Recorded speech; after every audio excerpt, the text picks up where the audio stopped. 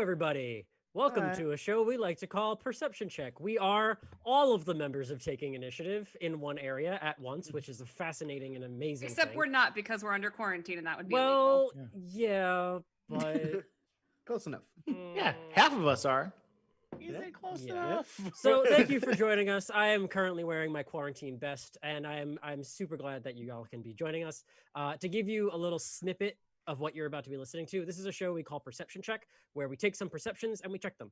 Basically, this is meant to be more of a like jumping on point for different discussions. We talk about different topics and we discuss it. It's more so meant to like kind of jog your brain and really just kind of make you think about things and spark conversation. So before we start, let's go around really quickly and just introduce ourselves. I'm Bucky. I'm the current DM of Taking Initiative. I'm not on the internet at all, so if you try to find me, you can't. Let's go to Morgan. Hi, I am one of the people of Taking Initiative that has internet presence, and you can find me on Twitter at ThistleRaven. I'm also the person behind the mask on the TI_pod Twitter, so you can reach me there as well. And I'm Morgan. Yeah. Josh. I'm Josh Perot. I was the DM for season 1. I am now a player for season 2. So I play Mortimer Greaves in the current Storm King's Thunder campaign.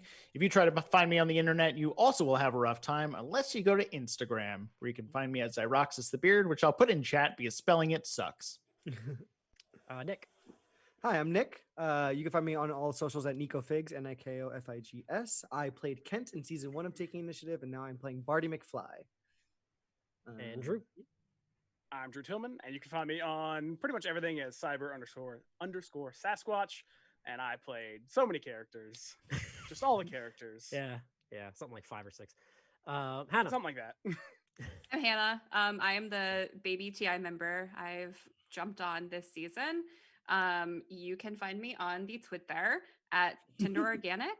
I play Moose. I like talking about things, yelling about Animal Crossing. Yep. Tom Nook Defense Squad. Yes, he should be Yeah. saved. So today, the first topic we're going to be talking about is about combat, both in and out of podcasting. Combat is kind of it's no pun intended, rough terrain for a lot of people. It's very easy when working with combat for it to go really badly, really quickly, and also it's difficult in a lot of ways to maintain that flow of keeping engagement throughout the entire time. So let's go around and just kind of like get some perspectives on how everybody kind of just like thinks about combat in general, especially like since we all play D&D, it's kind of the biggest thing that we have or we're working with right now. What are like the do's and don'ts that people think about when it comes to combat? Now, do you mean specifically for us in podcasting or in general when we play together? Let's just go with podcasting first, and then we can dip over to like in-person combat. Cool. Okay.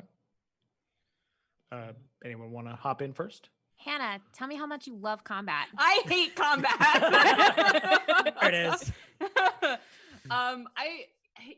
It's peak like ADHD problem, right? Where I just check out. So I think there's a lot to be said about the like social rules of being in combat. So like if you're playing at a table, and obviously we're talking about podcasting, but if you're playing just in person with your friends, right? Like don't get up and like make a sandwich every time it's not your turn. Like stay there, stay engaged. I have trouble with that. Stop me from making a snack when I'm doing nothing. Snacky girl. It's 15 minutes around. I'm going to go get a snack. Exactly.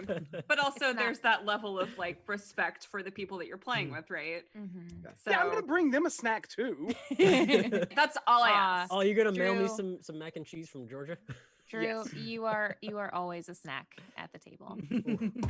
Well then. So I have a small amount of agreement with Hannah here because I am also an ADD baby, so I get very easily distracted on things, and it's hard to maintain sometimes focus. So I do feel though that sometimes when we've gone a really long time without combat, I get a little itchy because I'm like, oh, I do want to do this. I've leveled up and I've got cool shit and I want to be awesome. And this season I've been playing a barbarian, which, you know, is all the combat. And so that's been fun to explore. So I'm in the middle of like I need it to happen in the game. Like I don't think I would be super happy with an all like a narrative no combat game.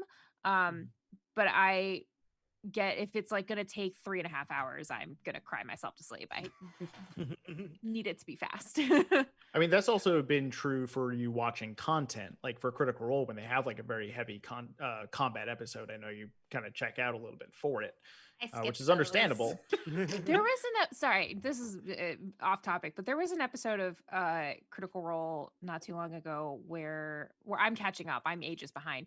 But they were like, you fight some shit in the woods, and this is going to be the entire 3-hour episode. And I was like, and I'm skipping it. It's just wait until you get to the stretch of episodes that's 3 episodes of them in the Happy Fun Ball just fighting shit. Oh no, I did that. This was after that, but it was like, is everybody alive at the end of the episode? Cool. Moving on to the important shit. Not to like monopolize the like ethics of being a respectable like patient D&D player, but it also comes down to like I hate combat, but I also know that like people don't want to sit around and role play for 4 hours straight. So like if I get what I want, you get what you want. I'll be patient. Exactly. I mean, it's definitely what does your table want? Like what does your table want to do? And if they get bored. But I'm going to have the unpopular opinion, as always, and be like, I just wing combat. D&D combat mechanics they're so pointlessly crunchy at times. I'm just like, he's got health. He will die when it is appropriate. Also like to speedrun when I deem it so, I am a god, and I will deem life and death as I will wish. let him die. Basically, like, do I want it to be a really challenging fight? Cool. He's going to be there and, wreck you for a while, and then you killed him. Yay. We should specify that. We should specify that our show, primarily for people who don't watch, we run D&D 5e. So that is the combat that we are particularly talking about. We have played other systems with other groups and with each other, but that is primarily the combat we're talking about. Right. Yeah. Nick, I think I interrupted you a while back. Sorry, bud. Okay, no problem. I hold like a sweet spot for combat. It was the easiest way for me to get into the open imagination that D&D can do. It's very like it's very structured and linear, so I can completely visualize and understand what the next move is, and I know what all of the characters around me are doing. And when I started playing D&D, I had a harder time with the looseness of role playing. I always felt like, oh, this is very overwhelming. There's so many options of where to go and ways to do things. So with combat, I was like, oh, okay, I'm looking at my sheet. There are a limited amount of things that I can do, and I'm just going to try to make them the most imaginative possible. But as I get more and more into playing and I get more and more comfortable with my characters, I tend to lean to more role-playing sessions because, that's where you get into the juice of the actual character. So I will always love combat just because it's just like, oh, I get to flex my like muscles of like, oh, let's imagine how this fight will take place. But I like combat. Sorry, guys. No, I agree. I thoroughly enjoy combat to the point that I really enjoyed 4E's version of combat because to me, it's chess. Very different. It's chess to me. It's you have these moves. You're on the grid. You can only move so many spaces. So it turns into a logic puzzle of how do I defeat this thing with the things that I have. Yeah. And I know we don't normally use maps for podcasting because we don't want that barrier for the audience. Yeah. So for us, it's a lot of theater of the mind, which I've come to grips with. It's fine. It's how we need to do things. And it's a lot less prep, which is wonderful as a DM because you're like, great, let's just run a combat. But also with my kid, as Morgan and Bucky would tell you, that he's 6 and he loves combat as well, but he likes to have like the grid in front of him to like know what he's doing and that kind of thing. I'm the same way. I like being able to figure out problems. And I know you can do that in a role-playing sense, but as you said, Nick, having your list of options, like your availability of stuff, and you go, how can I use this stuff? Which is why I like Wizards so much, because then it's even more of a problem of like, do I have something that can do it? If I don't, what's the next best thing, and just kind of work your way down. So me, I love it. You Yeah, know, and the benefit is like with a DM explaining to you how the combat situation is going, you kind of get all of the information you need to push forward the story and to push forward the fight. But when you're not in that kind of setting, you need to do your best to try to survey the area on your own and get information piecemeal through characters and through the Right. setting. So with combat, you like know everything. You could see the whole playing field before your eyes, and it makes it a little bit easier to traverse, I guess. I think what's interesting and the big difference between combat when you're like sitting in a room with people and you can pull up a map. And again, we don't generally use maps in our like podcasting sessions because what happens is we're like, hey, I want to go over here to the left of the house. No, over there. And it's like the audience has no idea what the fuck I'm talking about, you know, like so it can be hard to relay all of those visual elements over a podcasting element. And a lot of times it can take away from our actual narrative and the pace of the story because if we get bogged down, there's an upcoming episode of Taking Initiative that I've been editing where literally it's like, hey, we want to go here. You go here by way of this place and this place. And 8 different times in that session, we go, where are we going? This place to that place? Okay, but where is that place in relation to this place? Cut it all out because it's like you don't need to know that. The audience already heard it. They already know we're going A to B. They don't need us, dumb fucks who can't remember in the course of a 3-hour session to be reminded constantly of where we're going. So I think that like that we kind of remove, and I feel like for podcasting, there's a lot less emphasis on like where we are spatially to things. Because we kind of just feel like, okay, we can get there either not in this turn or next turn, but we're not thinking like, oh, I'm behind this tree, or if I have to hide. There's a lot more, I think, improv when it comes to that. And correct me if I'm wrong, Bucky or you're right. Josh, but like I've just started DMing a Homewood Humblewood game to practice DMing. And there's a lot of times where my players are like, hey, where am I? And I'm like, oh shit, you're somewhere. You make it up. You're 12-ish feet. How close you want to be? Yeah, how close do you want to be? Cut me a deal. Let's make it weird. You want to be within 20 feet? $5. Yeah. Listen, if you can make money doing that. Yeah. So and that's a kind of a benefit to doing it theater of the mind style and over it because you can kind of get rid of some of the tediousness of like, oh, it's going to take me 3 friggin' rounds to get over to where I need to go movement wise, unless you're Zell that can move at the speed of goddamn light. Because Tabaxi monks are broken. But there's nothing that's broken about what happens. So fast. You Sonic the Hedgehog as a Yeah, cat. but he can't do anything except for move fast. That doesn't translate to damage. Yeah, and the offset of that is that because I've done most of my game playing RPG through 5e or other systems over streaming or online or like for our podcast, like I don't have a lot of experience with maps. Yeah, I haven't played and a single like game with a grids map. or minis. Never. Nope. Yeah. The first session for John's homebrew game, did we use maps? Yeah, I hand drew maps. Oh yeah, Oh. the hand-drawn maps. Yeah, I think that was your first game and first and Yeah. only time you've done a map. Yep, No, I that was did a the couple only of time. maps here and there. I have a couple like sketches. and well, stuff. yeah, Nick was we only saw in that first session though. Oh, wait. Yes. yeah. But that's just it's the benefit of like trusting your DM to really take control of the situation and the imagination of your positioning. I feel like if I were to play at a table with a map, I could very much see where I'm going, and it might affect the decisions I make in the combat or in the action. But when I trust Bucky or Josh or whoever is DMing the game to keep It's your track game of- now.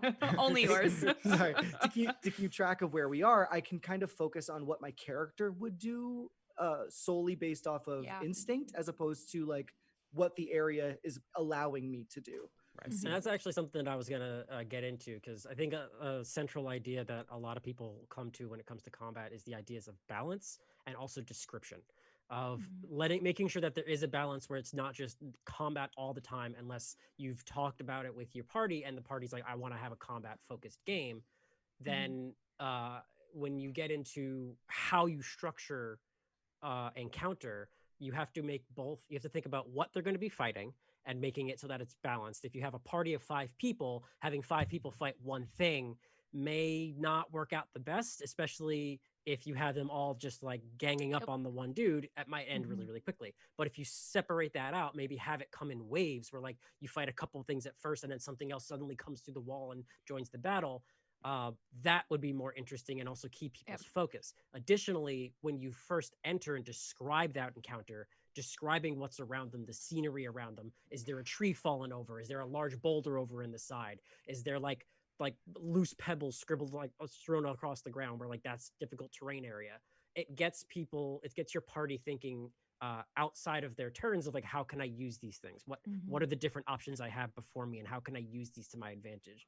And that I think keeps people more in tune with what's happening. Yeah.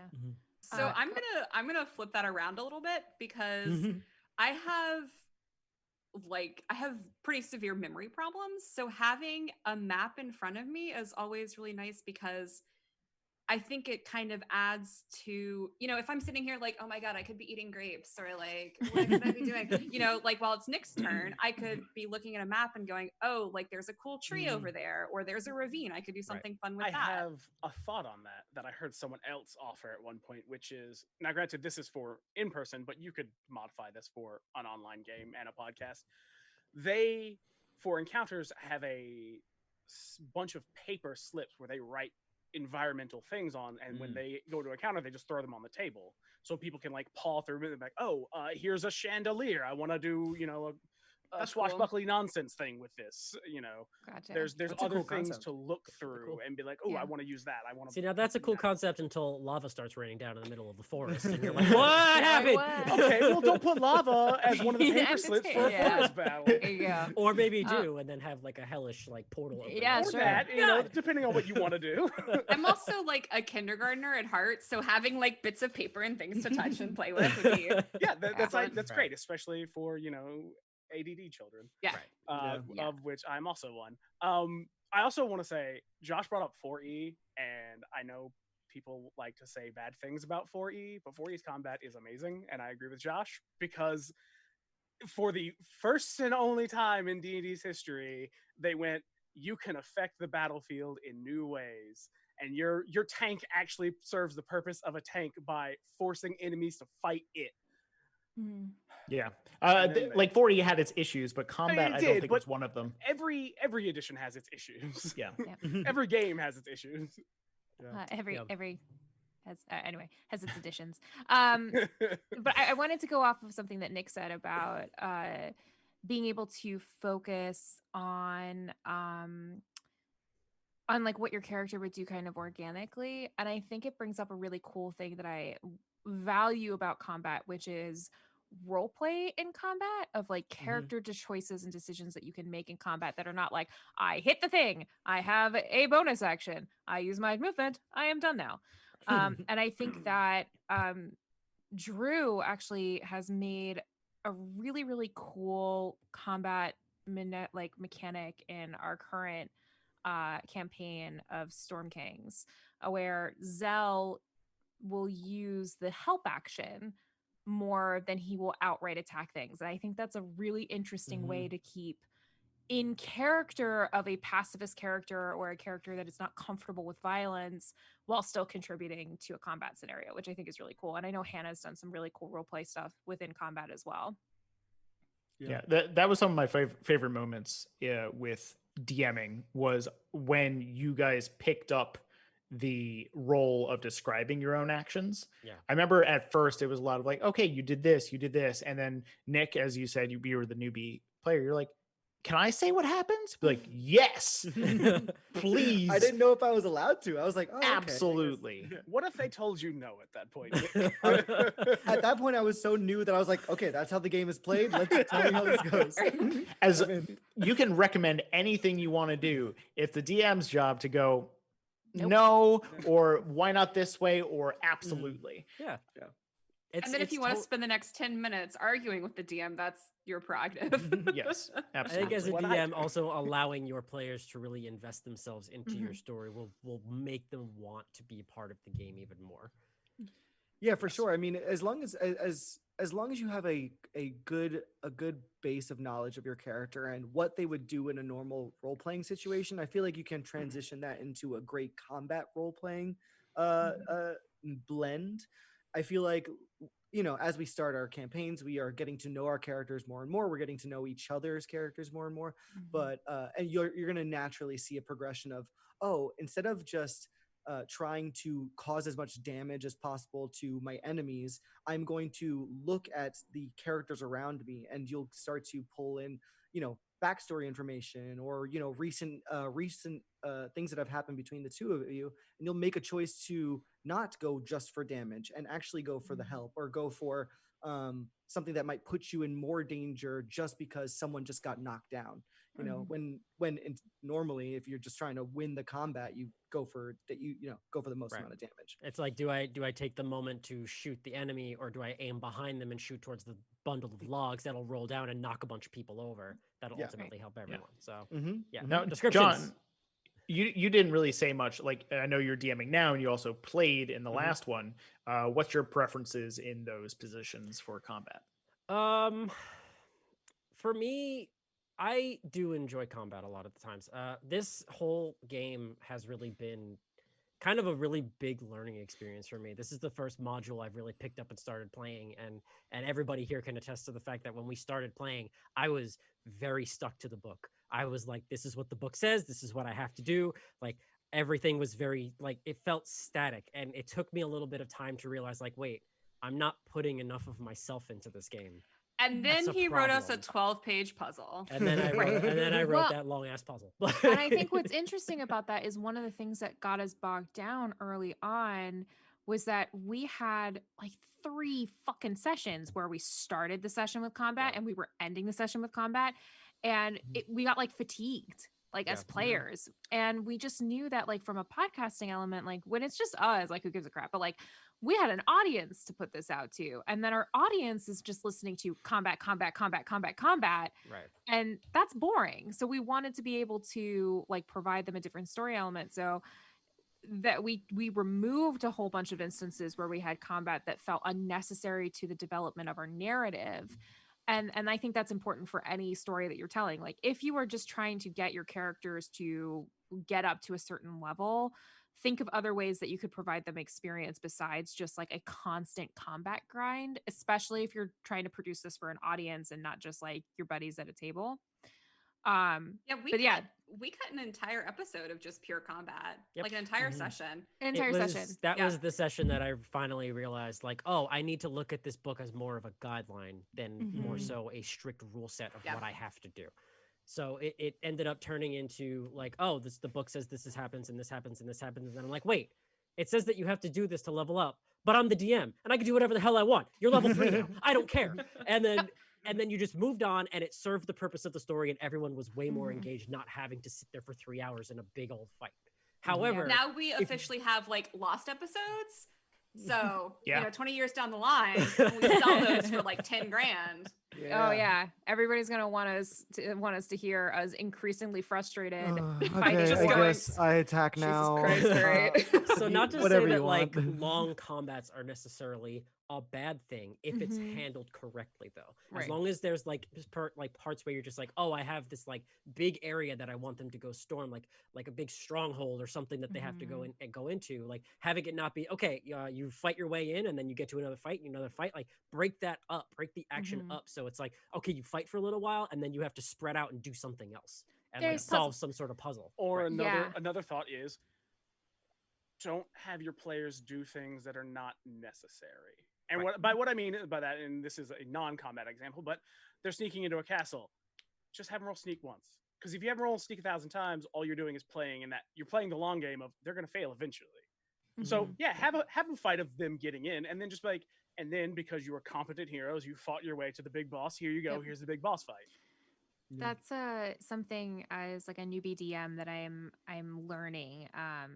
So we had a session a while back where I was like, here are all the combat situations that we had. It took for fucking ever. And it was really, at the end of it, I was like, I really feel like that could have been tighter and that could have been more succinct. And then later in another session, I was like, you know what? They suggest that you have another encounter on the way back. And I'm like, nah, you guys got there okay. Or you had an encounter on the way there. I trust you guys not to screw up the way back. So, and that like speeds up a little bit of like the unnecessary stuff. I think that slows people down or gets people like kind of bored in a session. Yeah, I've never been a fan of random encounters. I have Me neither. always hated those so much. And I feel like they just bog things down. And I've only used like random encounter tables to read through to give me ideas and to go, oh, I like that one and I like that one. So those are going in the game. Everything else can piss off. The entirety of Strahd, we had 2 random encounters. The first one got cut completely. There were the barbarians on the road, which you guys didn't even fight. I just said it never happened because I didn't even want to do it. And then the second did very badly for us. Yeah. The second one was in Castle Ravenloft, which I felt like just needed something. So I was rolling. Yeah. Just keep you on your toes and go, this is a situation you're in. I want you guys to be scared of what's happening. Right. But John, like you were saying before with the book, I did the exact same thing with Strahd. First module, open it up. We're going to stick to the book. Yeah. And then eventually go, but I don't want to. Right. But I have wants and needs. And even though like as the DM's job, I have to make sure the players are having fun. I also got to make sure I'm having fun. You got to practice some self-love, some self-DM love.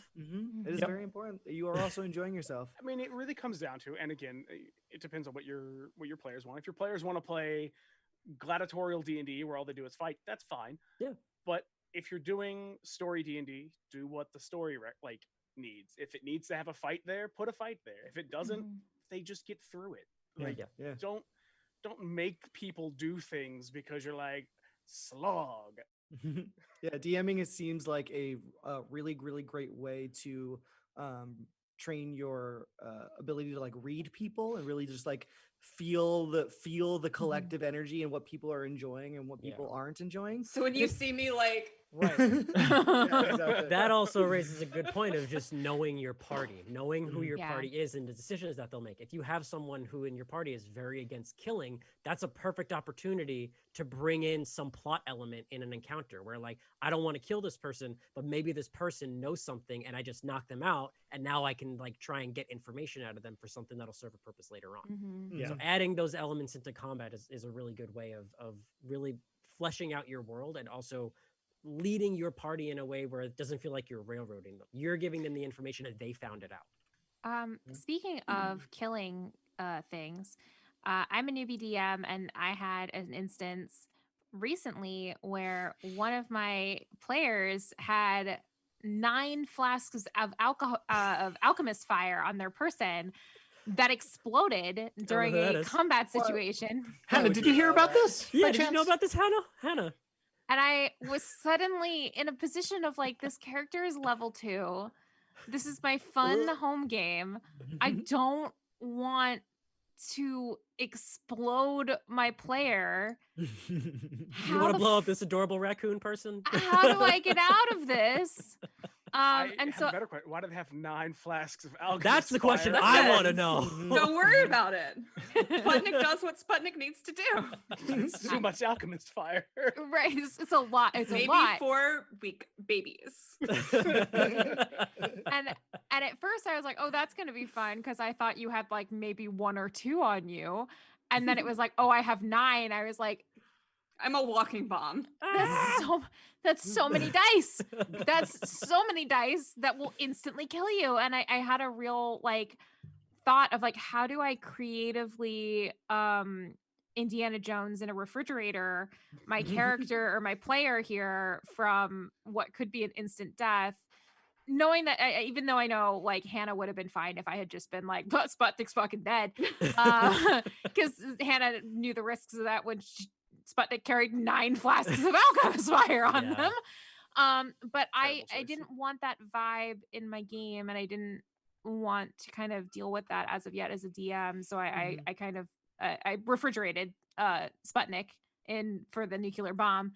But I wanted to pose that to the group of like how you guys personally deal or feel about like those scary situations of, ooh, this is going to really change the vibe of our story right now, re a character death, and like how you approach those like kind of tricky DM moments Let's talk about Right. character death for a moment.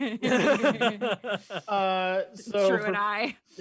for people who have not listened to the show, season 1, again, we did Curse of Strahd. I DM'd that, and I definitely killed. Everything was multiple fine and nobody characters. died. Yeah, definitely killed multiple characters. Drew killed his own character at some point, and we Don't know. killed another one off screen. And then Morgan's That one character deserved to go, died. though. That one deserved, and we did discuss it beforehand. Yeah, no, we he- discussed before you kill people's characters off screen. And then Morgan's killed- character died killed 3 my character sessions early on. in to her being in. Mhm. And for Strahd and for me and just general DMing for me, if I put out a combat or if I put out a situation and you go into that situation and it goes poorly, those are the stakes that we signed up for. In Strahd, nobody is really safe and people need to feel that way. And it drastically changed the entire feel of how Nick's character was from there on in. We did a 1-year time jump to pull in other characters and make sure that things were going. The episode ended with people crying in a bar. Not all people, because half of them were dead. Because some of us were dead. Yeah. So the way that I tend to handle it is I expected you all to know that death was a possibility and to just go ahead with it when it happened, but handle it well. Like match the tone of the room. Don't be laughing while you're killing off your characters. They're going through a lot of shit at that point in time. Yeah. So you can tell with that episode, our tone shifted across the board, and we just Yeah. needed to process. Yeah. but As a rough. player, and this is like a brief tangent away from combat and like handling that, but as a player, I always like anticipate the fact that my character might die because I am the person who has 6 characters on the back burner at any given time. But You're right. I trust, nay, I demand that my DM at least finds a way to like pay homage to that character at some point. Mhm. And like, 20 sessions down the road, maybe we find something out about their backstory that we didn't actually know while they were alive. It's funny you said that you have 6 characters in the back, so you're fully expecting it. I have no characters in the back, and I also expect the same I thing. could lend you one. I've got so many, buddy. Need I one. like to make mine in the moment of what I'm feeling at the time, but that is an entirely different conversation. But I'm also curious to piggyback off of Morgan's question, how you guys felt in those situations of like, is this a fair thing that's happening? Is this okay? How are we processing it? Specifically, actually, for both sets of the people who died. Drew, I know your characters. You can just let them go. That's fine. But how everyone feels in those situations. Liz, right here. This silence.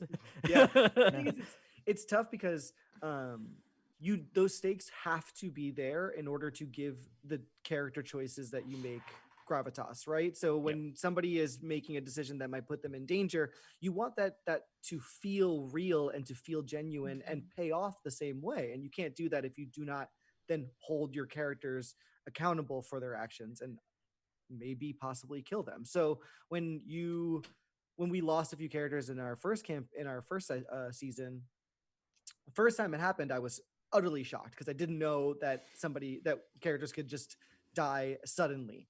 But then it actually just paved the way for like, okay, well, now I'm going to take this character that I'm playing and really know that I need to make choices that will prevent him from dying because now I care about him and I want him to make it to the end of this story. So Yeah, There's that first also- character death formed the entire rest of the game. yeah. It was nuts. It's also it kind of comes down to the fact that we're also doing a podcast, right? So at the end of the day, we are trying to tell a compelling story, and you can't have a compelling story without risk and consequence and motivation and fear of death and things like that. Like if you just want to hang out with your friends and kill some harpies in a cave, hell yeah. But if you are actually interested in exploring the things that absolutely terrify your character, Yeah. Or you Yeah. or yourself, Yeah. Stuff that you're working out with your characters and putting yourself in situations that you personally don't really want, like wouldn't want to feel comfortable in, Yeah. Gotta go. Yeah. I mean, I joined campaign 1 halfway, hopefully. Yeah, actually almost exactly halfway. I think it was episode 26 and we Yeah. had 52 episodes or so.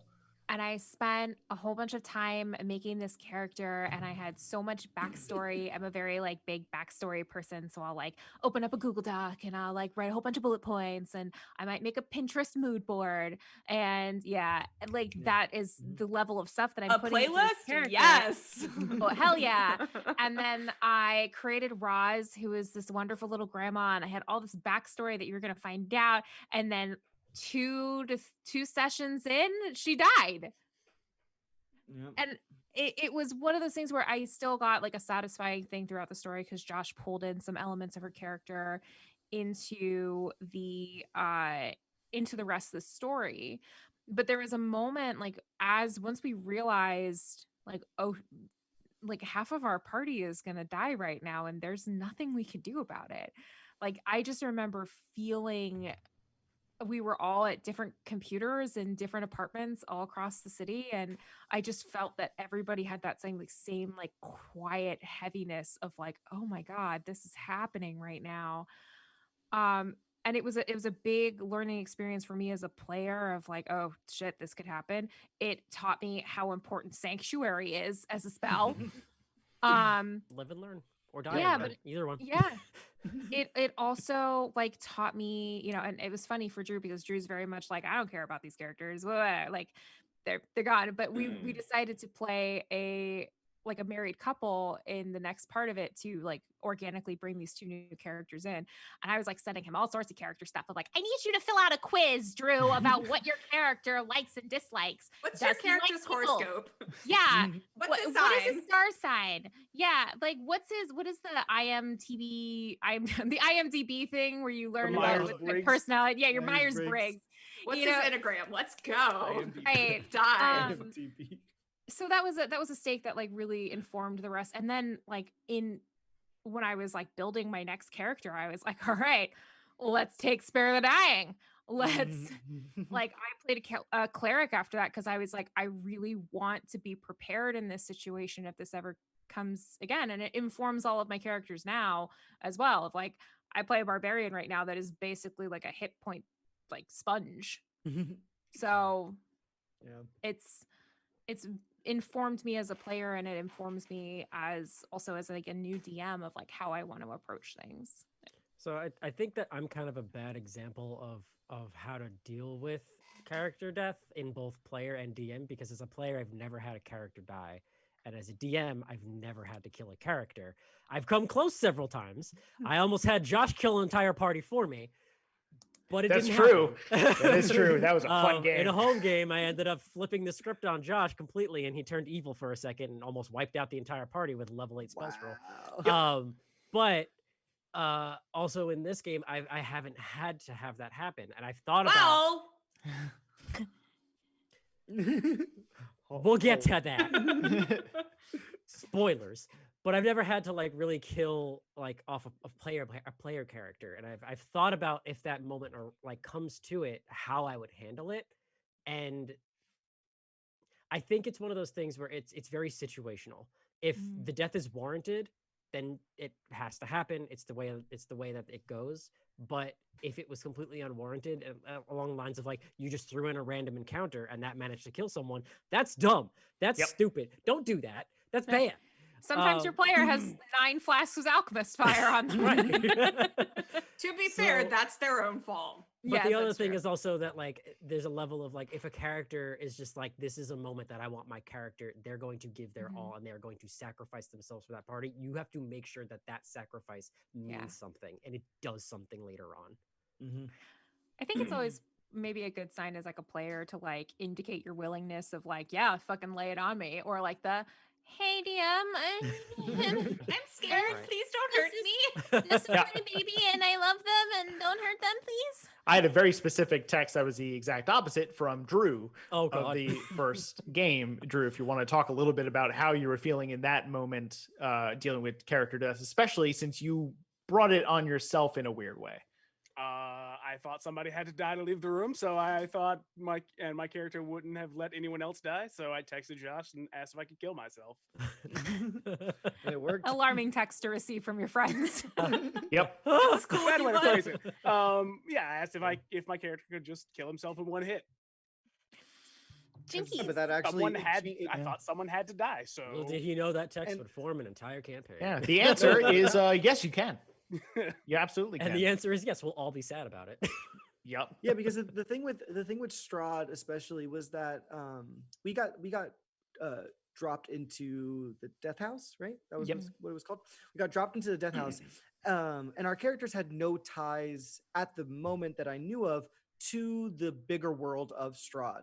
So to have Drew make that call at such a pivotal moment and really then formed this like really deep tie to my character, for me to my character, and I assume Bucky to his character as well, of like, oh yeah. we need to do this for our friend who, so it just created a whole new motivation that wasn't really there at the beginning, but Mhm. definitely solidified and pushed the rest of the season story through. So, thank you, Drew. Sorry. It's fine. I've lost so many characters. Yeah. You had just gotten your voice from Mikhail down too. It was just like, right. But It was characters, changing. they're just sheets of paper at the end of the day, unfortunately. Yeah, I don't have any. Yeah, use of- Hannah and I are like, How dare you? It's not to say I'm not attached to my characters. Yeah. Just It's a game about being a big dang hero, and sometimes being a big dang hero means you're a big dang dumbass and you die. If the stakes aren't there, then you're playing a YA novel, and that's not interesting. Yeah, Mm. I And don't yet there are think- many games about that. That's I true. don't think I've had a character die either. The closest I got was Celeste, Mistress of Modules, where I thought Morgan Amberhall died, as everyone thought they died because the situation sucked. And I'm like, why didn't Celeste just tell me to roll a character I wouldn't care about? I brought in someone I play all the time, and it ended up being like a fake out. We were under a different kind of state of mind or whatever. But going through that moment, I'm like, oh, character death sucks when it happens to you. yeah. I think it's also one of those things that I had to give to everybody when we started Storm Kings, because a lot of dealing with character death also has to deal with the environment that you're in. Like we're in Strahd, character death that's it. It's like you're not That coming place back, and that's the sucks. place where it is. But when we got into Storm Kings, I was just like, okay, so just letting you know that if you die, it's not the end. Do not worry. Yeah. Well, that's the other thing, because like we had like Strahd is such like a small bubble. Like Yeah. you don't really Mhm. have a lot of health potions. There's not a lot of like, if you die, it's really shitty, and that's just the end of it. And so like it's different tones, right? Like Strahd is like a very dark module. Humblewood is a freaking adorable little cutesy Disney-esque module that, I had a different thought of like, oh shit, do I want this? And even in the campaign setting for Humblewood, they say, hey, if you're running this for people who don't want character death, or if you're running this for a kid, like here's how you can maneuver around it, of like, you get knocked out, you get all your crap stolen. So there's a consequence, but it's not your players are dead, Right. So having creative ways around that as well is good, because I think combat is still fun mechanically sometimes. Like right now we're higher level than we are in the because we've recorded ages and ages past. We have a where year's we're- worth of content in the Yeah, we bank. do. Yeah, so like Surreal right now is at spoiler level like 10 now. Nine? Nine. Nine? Yeah, Did we I just just hit add 9. one. Okay. Yeah. So like level 9 right now, I'm like getting all this cool crap of like stuff to do and things, and it's like, oh, it's exciting. And I've got like, I have to make myself a cheat sheet of like, here's all the actions that I can do. Here's all the here's all the bonus actions I can do. This is the maneuver I like this way. And that becomes kind of fun for me to figure out like just the sheer amount of badassery output that I can put out with Surreal now. And that can be really fun to do and still feel like I'm participating in something fun. Even knowing that like death is an option in that game, but there are still recourses around it if it happens. I That's kind of something- Hannah, you please. Sorry. Okay. I was gonna play rock paper scissors with you. I wasn't like gonna attack you. Okay. In the opposite like side of that coin though, I don't really enjoy playing games that are like no consequences. Like obviously I enjoy Humblewood because it's delightful. But in the Storm King's Thunder campaign, what's the thing that's keeping me from buying 9 flasks of Alchemist Fire and just carrying them with me all the time? And just like using Time in all a of them store. all the time. That's it. That's it. Yeah. But the threat of repercussion is really interesting too to explore in a story, especially in combat. Like I could just throw myself off of this ledge. Like one of the best immediate things that comes to mind is that scene in campaign 1 of Critical Role when Travis Willingham just fucking drops out of the sky and he's like, I'm either gonna die or I'm gonna be awesome.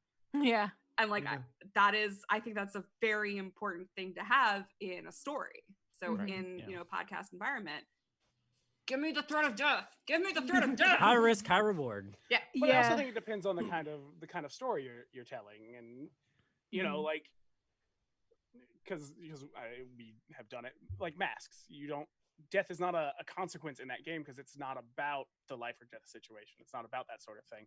And if that's what you're looking for, you know, even in the D&D, if you're not looking for a game that the consequence is life or death, then take death off the table. Yeah, as long as it's a consequence. Figure out how to make a consequence happen and figure out how to make it work. But if death isn't the consequence you're after, why is death on the table? Just right. I wonder, and I'm just thinking about this out loud. Like, I wonder if it's something that like you should establish as a DM with your characters, kind of upfront, of like, hey, in the situation that your character might die, how would you like me to approach it? Like, are you like free balling it, like fuck it, let's do it? Or are you someone who would like me to explore all other options before going to that route? So that way you have a kind of baseline with your players of like, oh, Drew doesn't give a fuck, let's go out in a blaze of glory. Whereas it's like Morgan would maybe like me to say, hey, here's something that is creatively like still a damage output that is really high. There's still a stake there. For me, I don't mind like injury, like serious, like, oh, your arm is busted for a really long time and you're not going to have it as a functional use for you in the way that you were expecting. I think a really good example of this, going back to Critical Role, is when Vax fucking stuck his whole ass foot in lava. Yep. And like that was a serious thing that happened over several weeks of game where he had to continuously heal it. He had to be careful about it. I think it caused him disadvantage at times. I can't remember entirely, but like that was a consequence of him being a dumbass about that or failing that check. That was not like a death scenario. Adam from D&D is for Nerds did something similar for, was it Northern Boundaries or something? It was like the snow-based survival campaign he put everyone through, and they just kept on tacking on injuries. They gave them disadvantage and negative stats to stuff. Yeah. It was very interesting to watch, and we've talked to Adam about it. It's one of his favorite parts of the DMG is permanent injury table. It really throws a loop into what's going on. Yeah, and that kind of restriction creates more creativity in the player. Now you know that you have this hindrance that you didn't have before. Everything you were planning for your character was going one way, and now you have to deal with it in a new, interesting way. Just to shake up the character, it might be interesting to just introduce a permanent injury just to like for instance for Sputnik, I might introduce that they now have tinnitus. Yeah, you have disadvantage on your perception checks that rely on hearing. That's awesome. Yeah. I just came up with that. Stop. Sorry. But like, yeah, I think those are creative ways. Also, can we just take a second to appreciate those good Australian boys and gals over at D&D's for Nerds? They are so funny and so beautiful at the same time. It's deeply unfair, and we love them. I don't think we are physically capable of bringing them up and not being like, amazing. Where did they get all the good luck? God damn it. Yeah, we may be hopping into a personal game with Adam for Avernus, and I'm very much looking forward to it. So excited. If you haven't checked out D&D is for Nerds or the Sans Pants crew, I highly recommend them. Just search for D&D is for Nerds on any podcast app. Back when we're all allowed to be out in public, it's a good way to make yourself look like a fool busting into laughter in public transit. Yes. Just Absolutely. That's true. So, John, we only have like 11 minutes left. Do we want to quickly do your other topic idea? Sure. If we can keep descriptions brief of how this goes.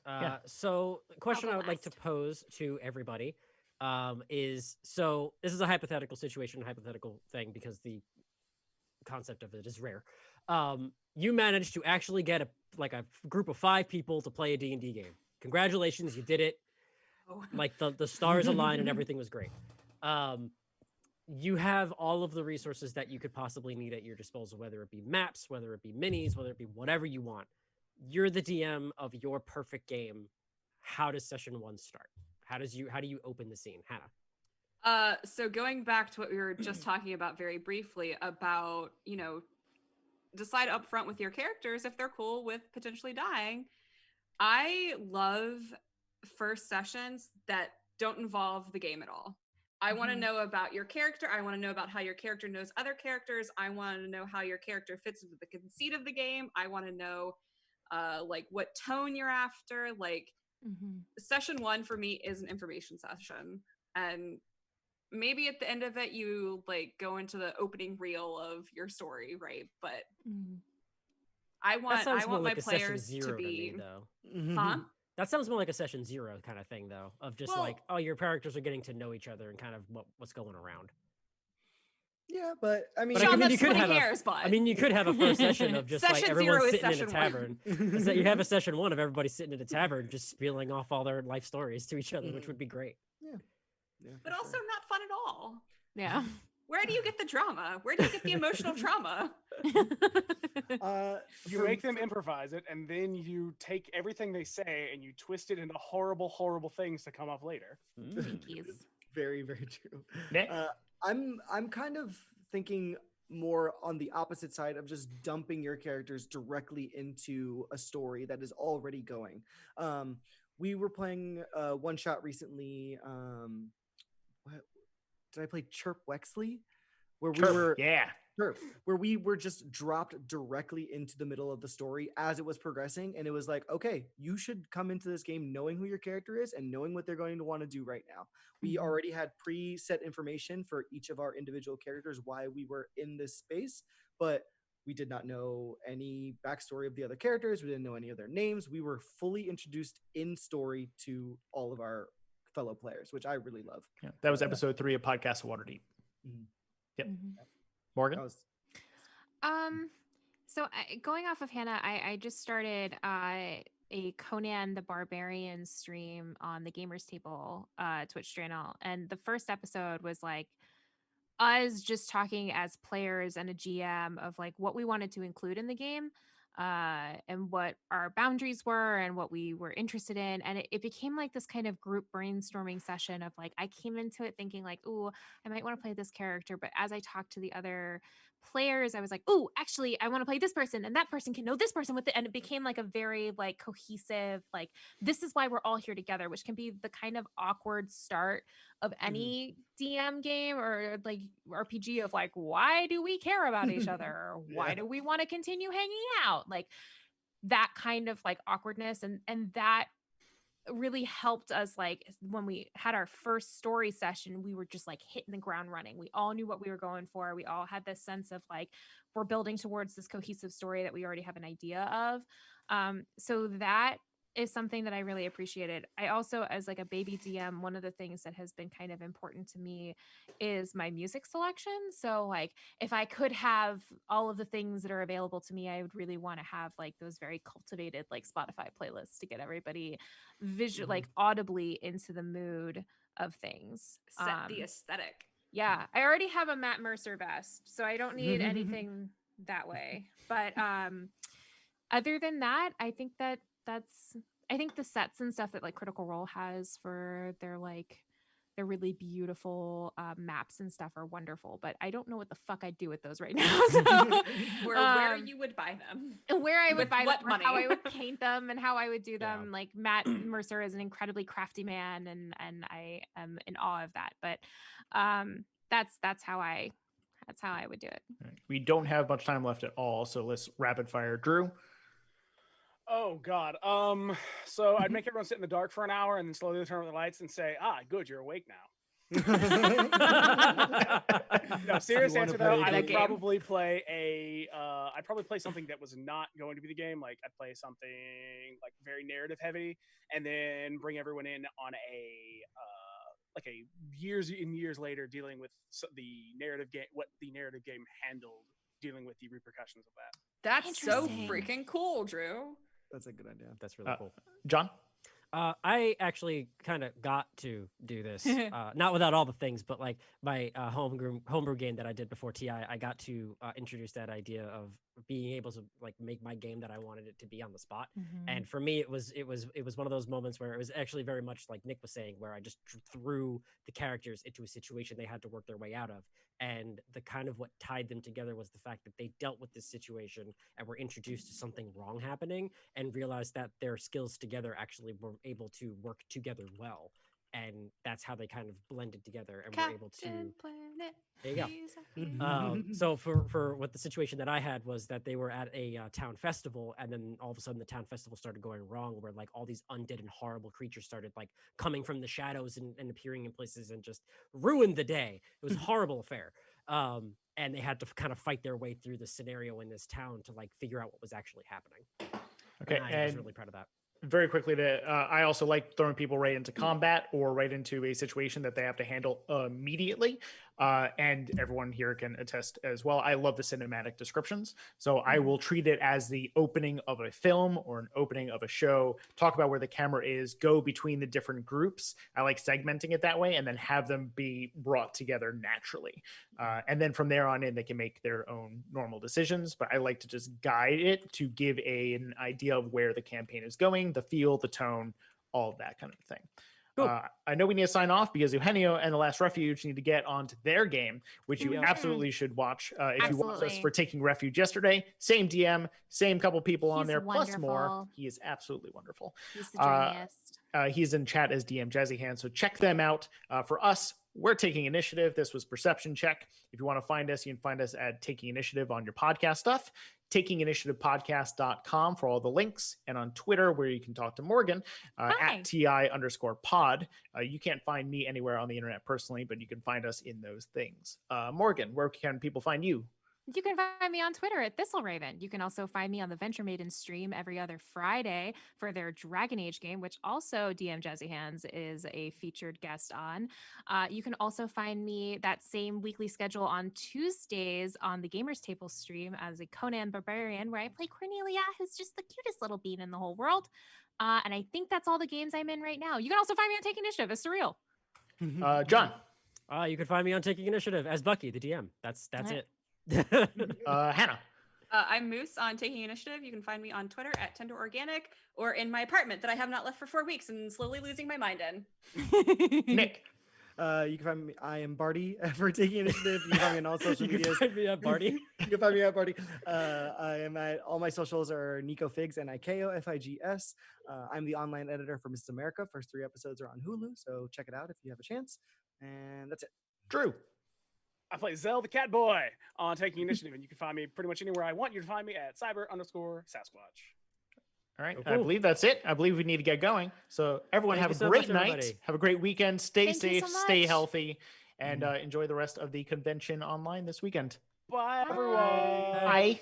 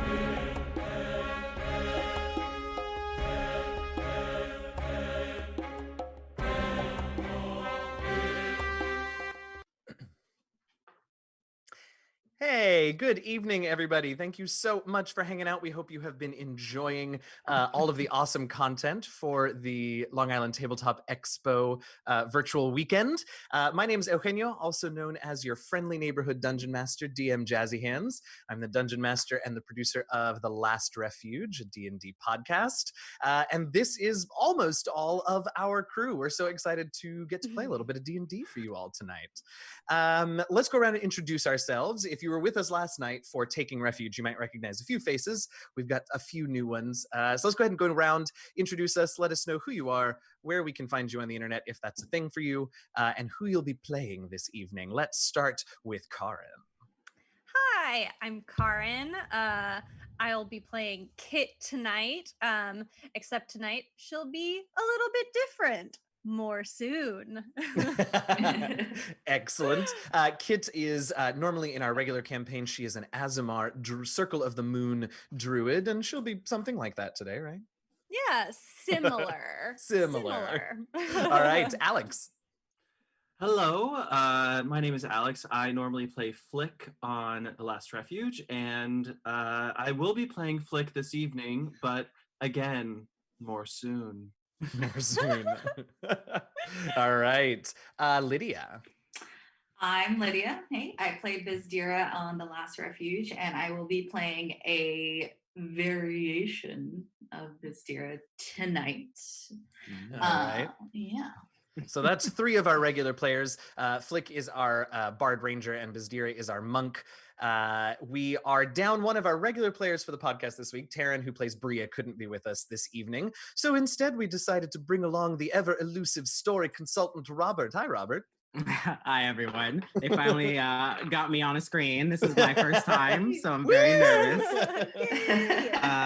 So my name is Robert Huff. I am the story consultant for The Last Refuge, and I will be playing someone tonight named Ella.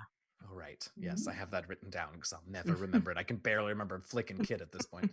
I know. All right. So this is the crew for this evening. You will notice, those of you who are familiar with our show, you'll notice a few familiar names. So what we are doing tonight is we were in contact with Renegade Game Studios and worked out a deal with them. Hopefully in the fall of this year, they will be releasing a product written by Alyssa Teague called the Wardlings campaign setting for 5e.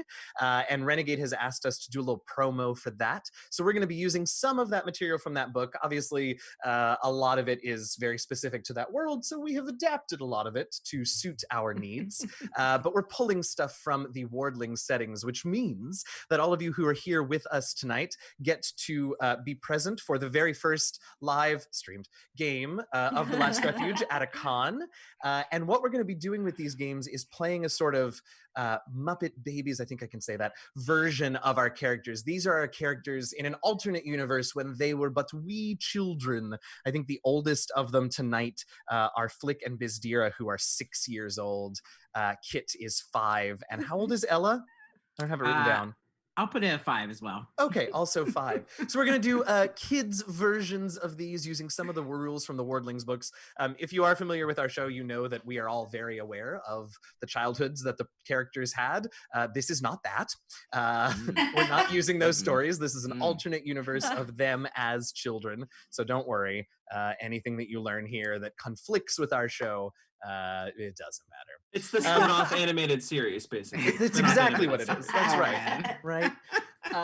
I do want to say we are playing D&D. There will be combat, which means there will be violence. And yes, our players are playing children. So that's a thing you should be aware of. I will say that the Wardlings has a kind of a cool mechanic that basically you'd have to we're 18 plus here, so you'd have to fuck up real bad to die in Wardlings. There is a mechanic that makes it extremely difficult, which is great because as much fun as it's going to be to see the kid versions of our characters, I don't really need to see kids dying in D&D combat. That's not fun for anyone. So you should all just be aware, character death is basically completely impossible, but you should be aware that we are going to be playing child characters and there is going to be combat, and if that's a thing that is uncomfortable for you, we apologize, and perhaps you should catch us on our regular podcast feed and come join the con after 11 o'clock tonight. Anything else I need to talk about before we start?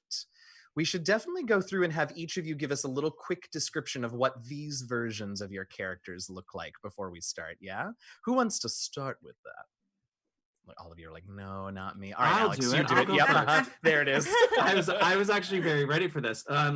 So Flick, he is, as DM already said, he is about 6 years old. He is a wee lad. He's actually not a tiefling in this situation. He is what we're calling a snowcap. And I imagine them to look a little bit like the Water Nation in Avatar. Like that's kind of how I imagine their existence. Does that make sense to you? Well, it does. There is a water race, which is not you, so that's sort of an interesting pull. But I'll take it. But you know what I'm saying. But you know I what do. I'm saying. I do. I Look. totally get. I think Yeah, totally. the look is what I'm going for. I get you. And yeah, he's still a bard ranger. He still has those abilities, but he is 6 and scrappy, and he's ready to go. I love it. Can I just say how like nice it is to not have to like rush through this? If you were here last night, like that was such a gonzo game with like 10 different adventures to get through in 2.5 hours. It's so nice to just be able to chat. Excellent. Okay, and Flick, Kit, see, I'm already doing it. Flick has a very special friend. In fact, all of our Wardling characters have very special friends. Do you want to tell us about Ribbert? No, that's mine. Hail, fire, and damnation. So you want to tell us about Carrot? So yeah, this is meet Carrot, my lynx. He is, as I said, a lynx, and his name is Carrot, and but it's spelled Karyt, not as in the vegetable. So easily confused.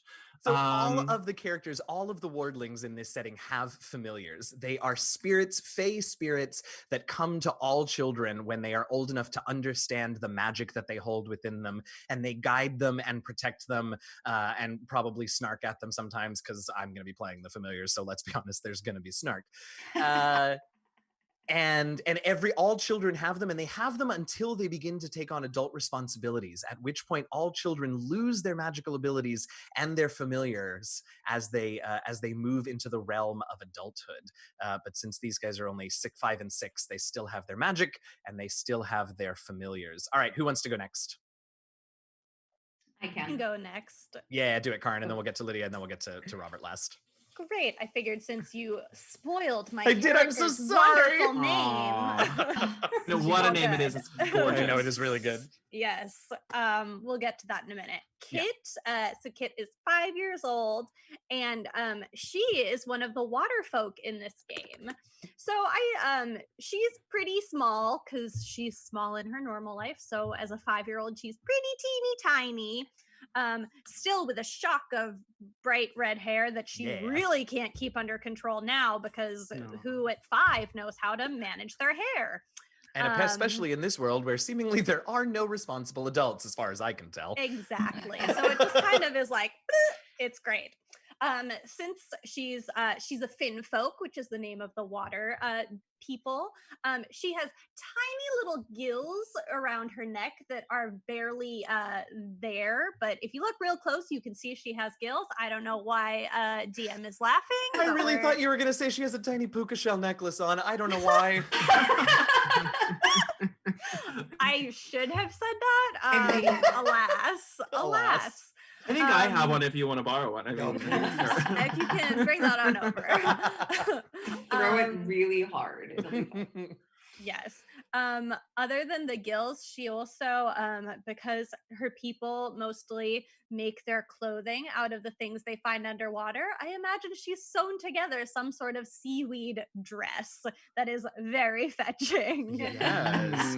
Particularly complimentary of the red hair. Exactly. Yes. A little fashionista over here. All right. I love it. Yes. And hopping along next to baby Kit is her frog familiar, whose name is Ribbert. It's me. It's not you. It's Ribbert. She didn't say Robert. Ribbert. It definitely is a tribute, though. It's a tribute. Tribute, indeed. Tribute, sure.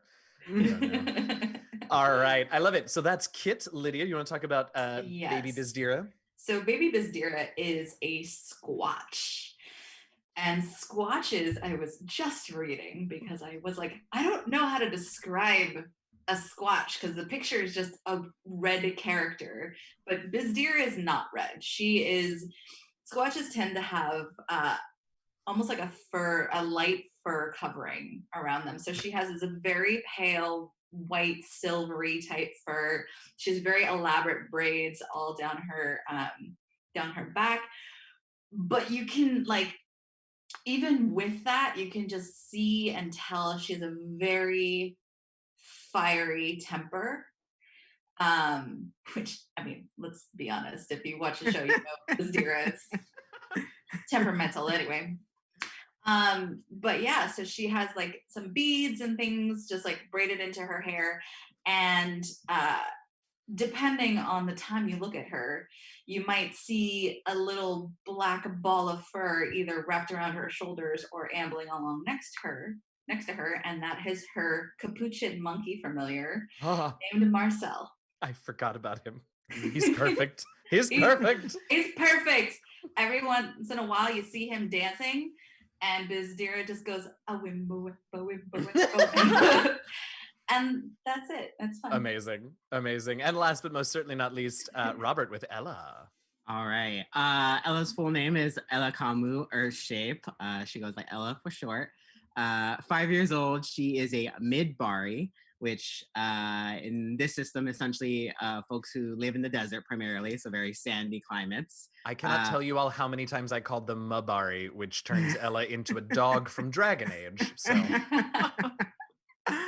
She has deep bronze skin and long braided black hair that has like sticks and like dirt and mud and leaves in it.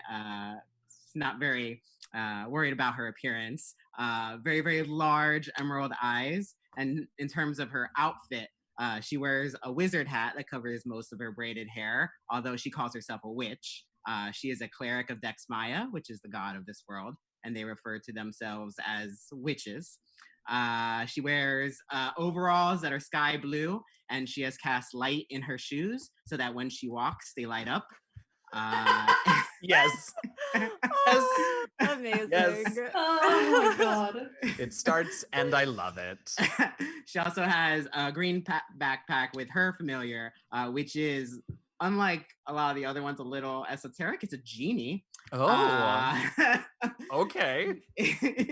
She found this familiar while she was making a sandcastle, and she uncovered a lamp unrelated to any other property, and this and this character identified itself as giraffe, which, if you're doing anagrams, might spell out something else. Nope, we're not, because it might spell out something that belongs to a very litigious IP company. That is true. Giraffe takes the form, confusingly, of a very thick-skinned sheep. So it's a very like fluffy sheep that rides around in her backpack. And I think wait. What? That's the form that, I mean, as a genie, I assume I did not know that. Forms. I was not ready for that. But yes, absolutely. She also has a shepherd's crook, which is kind of why it, in my mind it sort of makes sense. I see. And she also is in charge of the party's means of transportation, a cart with an ox that she's named Oxford, because my God, he's the smartest of oxes. Okay, that was quite the journey. That was a whole journey. That was a The journey. whole tale. I feel very tired from that journey. Truly, I have questions for each of you about what quest or adventure you all have just come back from. So are you ready to answer this? And then we're going to get into the introduction and the adventure for this evening. Are we ready? Dear Lord. Okay. I think so. Okay. So, Alex, I need to know from you, what were you seeking out on the adventure you just finished? We were seeking out feathers for pillows. Shortage of feathers. Oh, yes. And no one in Rivers Hollow, is that the name of the place? Yes. Like really fancy feathers. Like we're talking like the nice pillows. Absolutely. And it was a problem because there was a shortage and no one in Rivers Hollow, none of the kids in Rivers Hollow could sleep because they were having to lay on straw pillows. All right. Exactly. Bizdira, did you succeed? Lydia, did you succeed? Shit. Did I succeed? Did you all succeed in this quest? She's like, me? Oh. I think I did. Well, I mean, I always succeed. Uh-huh. So yes, because my monkey is very agile and it would run and jump and catch birds and geese, and we would pluck all the feathers. And Biz, she gets kind of angry, so she was kind of violent with some of those. Just birds We had everywhere. some great barbecues, I will tell you that. I also forgot to mention one thing when describing my character. Oh boy. He is about a foot taller than everybody else. Oh yes. Sure. She Yeah, is. I buy Of course that. she is. She is she's just like, but it's not a comfortable foot taller. Like it looks like she just hasn't caught up with growing yet. She's just Sure. super long. Sure. Robert, what was the biggest obstacle to you all getting your hands on these feathers? What danger did you all face as you were collecting the feathers? Well, I think the obvious answer was there was another adventuring group of wardlings who were trying to collect feathers for a pillow fight that they were organizing in their town. So they were trying to track down equally fluffy, equally exotic feathers to have the best pillow fight. And they were killing the game. Yeah. I really think that's we great. have to talk about what the word obvious means, but sure, yes.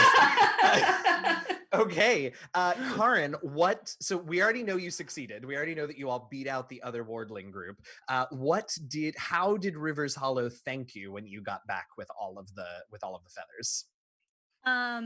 They thanked us we did such a good job. We collected so many feathers that they had extra feathers. So we were each rewarded with our own lovely pillow. I love So it. now And you we all can have have been a pillow fight. You have been sleeping so good. In fact, after every long rest, as long as you have your pillow with you, you wake up with 1 temporary hit point. Oh. None of your very regular nice. hit points, but one. No, I'm kidding. Yeah, they're depleted.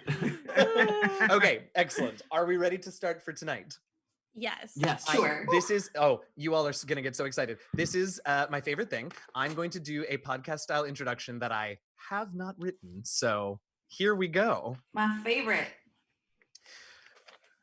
Welcome to this week's episode of The Last Refuge. I'm your friendly neighborhood dungeon master, DM Jazzy Hands, and with me this week I have Bizdira. Hit. Flick. Ella. You didn't say and. Oh, you ruined Oh, the moment. You How didn't say. I was dare expecting you. myself to go before Flick. That's This why. is why we don't bring you along. Last time on The Last Refuge Muppet Babies edition, our adventurers headed out into the wilds to find the coveted soft feathers of pillowiness. Along the way, they encountered another group of wildlings dead set on getting the feathers for their annual Pillow Fight Festival. After fighting them off, but not hurting them too bad, they returned to Rivers Hollow with the feathers and were rewarded with magical pillows I've said feathers so many times, filled with those feathers. Of What pillowiness. What adventure will come to Rivers Hollow next? Will our party be able to complete the quest that they find themselves on? And just how long is Flick gonna maintain that silly child's voice? Let's find out. Hey, y'all. Hey. Hey. Hi there. I don't know. I I have can't wait another to find out. question. I'm so ready. How many times are any of us accidentally going to say a wildling instead of wardling? Oh, I did it like 3 times, didn't I? It's wardlings, y'all. Renegade's gonna be so Wardling. mad. I also promised to all of you watching, I promise we're gonna play D&D here in like 2 seconds. Give it Yeah, time. sorry. We banter. We banter. I mean, it wouldn't be the Last Refuge event without at True. least 8 minutes True. of banter. 8 minutes of banter. True story. True story. All right. So our adventure today begins, our episode today begins with you all in the town of Rivers Hollow. Rivers Hollow is a town hidden deep in the woods of Neur, the continent that you all live on. And it's a town almost entirely of wardling children. Here in this town, Sorry, I see you're all talking without me. Here in this town, wardlings run things. Here is where they come when they learn of their nascent magical abilities to learn to control them and to do good in the world once they have gotten control of them, to protect the Fae, to protect the forest that they are in, and most importantly, to protect their Ur, which is the source of all magic in the world. So we have our adventurers here. Flick has always lived here in Rivers Hollow, has grown up here, and so is well known to most of the denizens of Rivers Hollow, to most of the wardlings here. Kit, Bizdira, and Ella have come to Rivers Hollow in the past year or so, finding themselves suffused with the magic of Ur and needing some guidance into how to channel it and do well, whatever they consider good with it. You all have spent a quiet morning doing your chores because magical children are responsible enough to do their own chores without grown-ups having to tell them, or at least that's what they tell me. That's right, yeah. That's the kind of kids you are, Flick, huh? What are you talking about? All right. There was a bit of a commotion while you all were finishing up your breakfast, however, and where's the book? Here it is. There was a bit of a commotion while you all were finishing your breakfast, and into the sort of large dining hall that's built into this enormous redwood tree, the trunk of this enormous redwood tree. In comes the lead guard of Rivers Hollow, a boy of some 14 years named Corbin Willowseed. And Corbin comes right over to you, Flick, and whispers in your ear, there's been an incident. If you could gather up, let's say, I don't know, maybe 3 other wardlings that you trust and come with me, meet me at the town gates. There's a bit of a problem. You got it, buddy. Oh, okay. Well, I was trying to whisper and be discreet, but that works too. Sorry, I can't control the volume of my voice at any given time. Okay, amazing. So what do you do, Flick? So he'll sneakily, kind of stealthily, like he said, he's like, okay, I'm trying to be secretive. All right. So he takes the note. He sneaks over to that. He's trying to be stealthy. Oh, and, that one. No, I got it. He sees Bizdira. What are you doing? You're hanging out in a tree. What are you doing? Yeah, I'd say I'd be hanging out in a tree. Amazing. Yeah. So I'm probably hanging upside down, like by my knees, like rocking back and forth. He'll see you in the tree, and then he'll go up to the trunk of the tree and start like knocking, like a secret code that we have. And she'll go, what? Hey, you gotta come with me. Come on. Do you know where Ella is by chance? She'll do a flip out of the tree and be like, I think I saw her over there somewhere.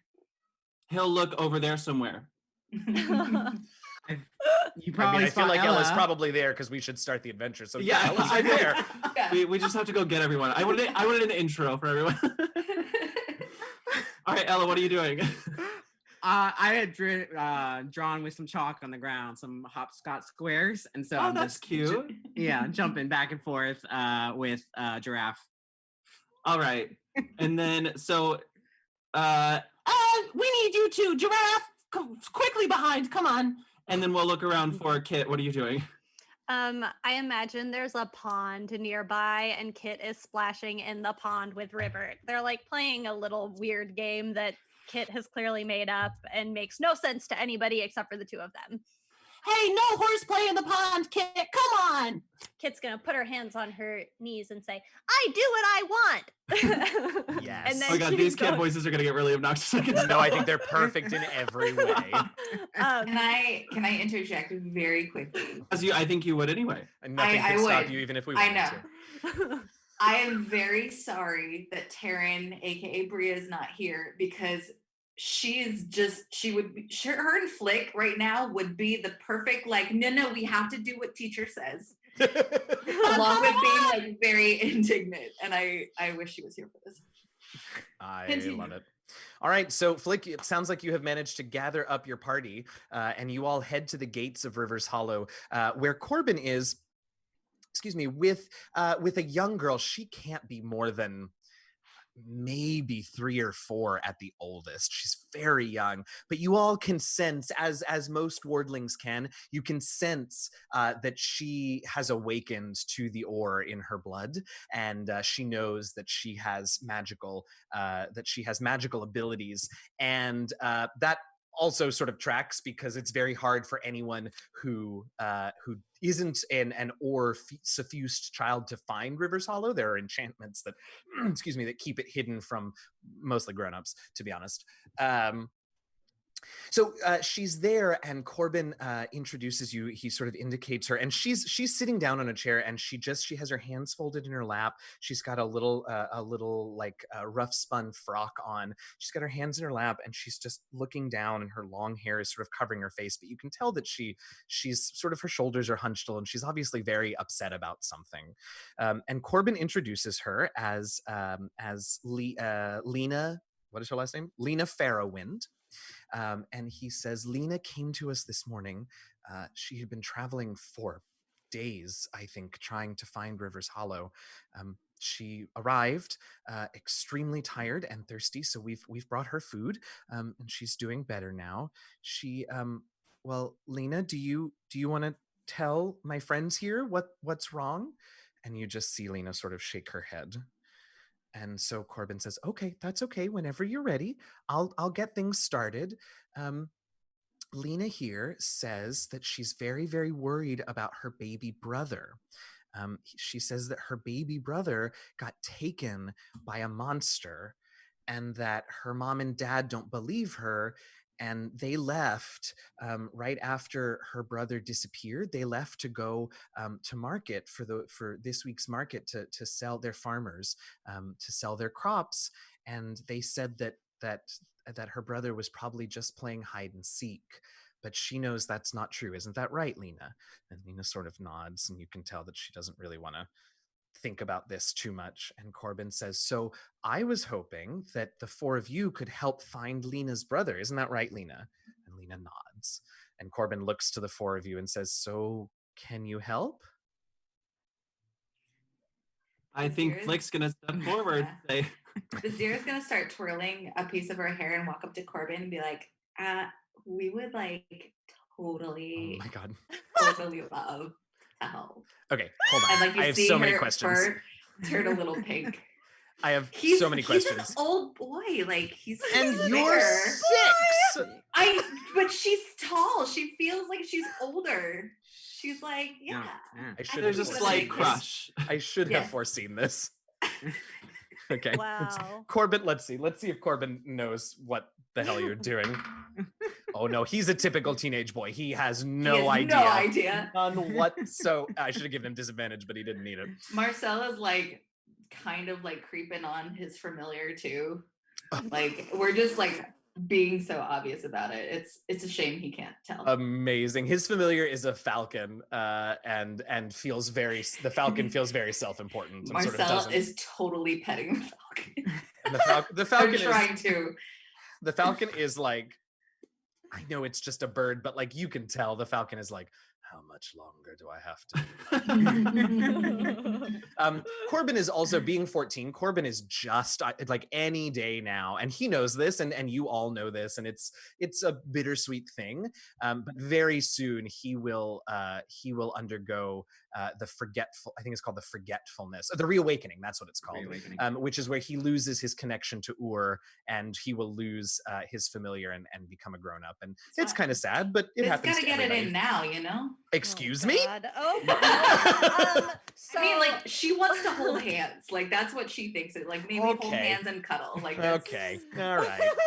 Listen, Anyway, I'm not getting into like really nasty. What were you stuff. There's, saying? like, Oh my God, I'm stopping this now. cutesy- Flick, what were you saying? cutesy stuff. Well, after he kind of stepped forward and then that happened, and he was like, I'm 6. And he just proceeded on with, he would kind of nudge Carrot to go up to her and kind of give her some comfort. Does Carrot do that? Since you're role playing that? To Lena. Yeah. Yes, absolutely. And Lena does not yet have a familiar. She's only just awakened to her Ur powers. So a familiar has not come to her yet. So yeah, Carrot will go over there and sort of nuzzle her and give her a nuzzle. And he'll say, chin up, Lena. We'll get to the bottom of this, right, guys? Right. Thank you. That's for everyone. Yeah. You can sort of do Flick's voice a little further from the mic. It's clear. Okay. Sorry. Hi. It's a very short. Sorry. Great. So Lena sort of nods and she looks up and you can see she's been crying, but she looks up and she's got a smile and she says, "Oh, thank you." No. Great. That's all she says. Oh, She's okay. 3. Well, where Off to the should we market? go? Yeah, to the market maybe? Corbin's like, "No, why would you go to market? Her brother was stolen from her house. Here." Yeah, we got to go to the house. So Corbin tells you that there is a path through the forest. It should only take you about a day and a half to get to the Farrowwind farm if you go through this forest path. But the forest can be a little dicey at times. There are at best there are some mischievous fey trickster creatures out in the forest, and he says at worst he's been tracking the movements of some dangerous folks up in the north of the forest. You all are way down south, so he doesn't think they've come this far south. You all should be safe, but he's a little concerned about some ore eater orcs that he's seen up north that have been sort of raiding different small little fey settlements throughout the northern part of the forest. But he says, you should be fine. I don't think they've come this far down south, but keep your eyes open as you follow the path. And he gets out a little map and sort of draws you a vague path to head for in circles where the Farrowwind farm and inn are, and says, the sooner the better, and thank you for helping us out with this.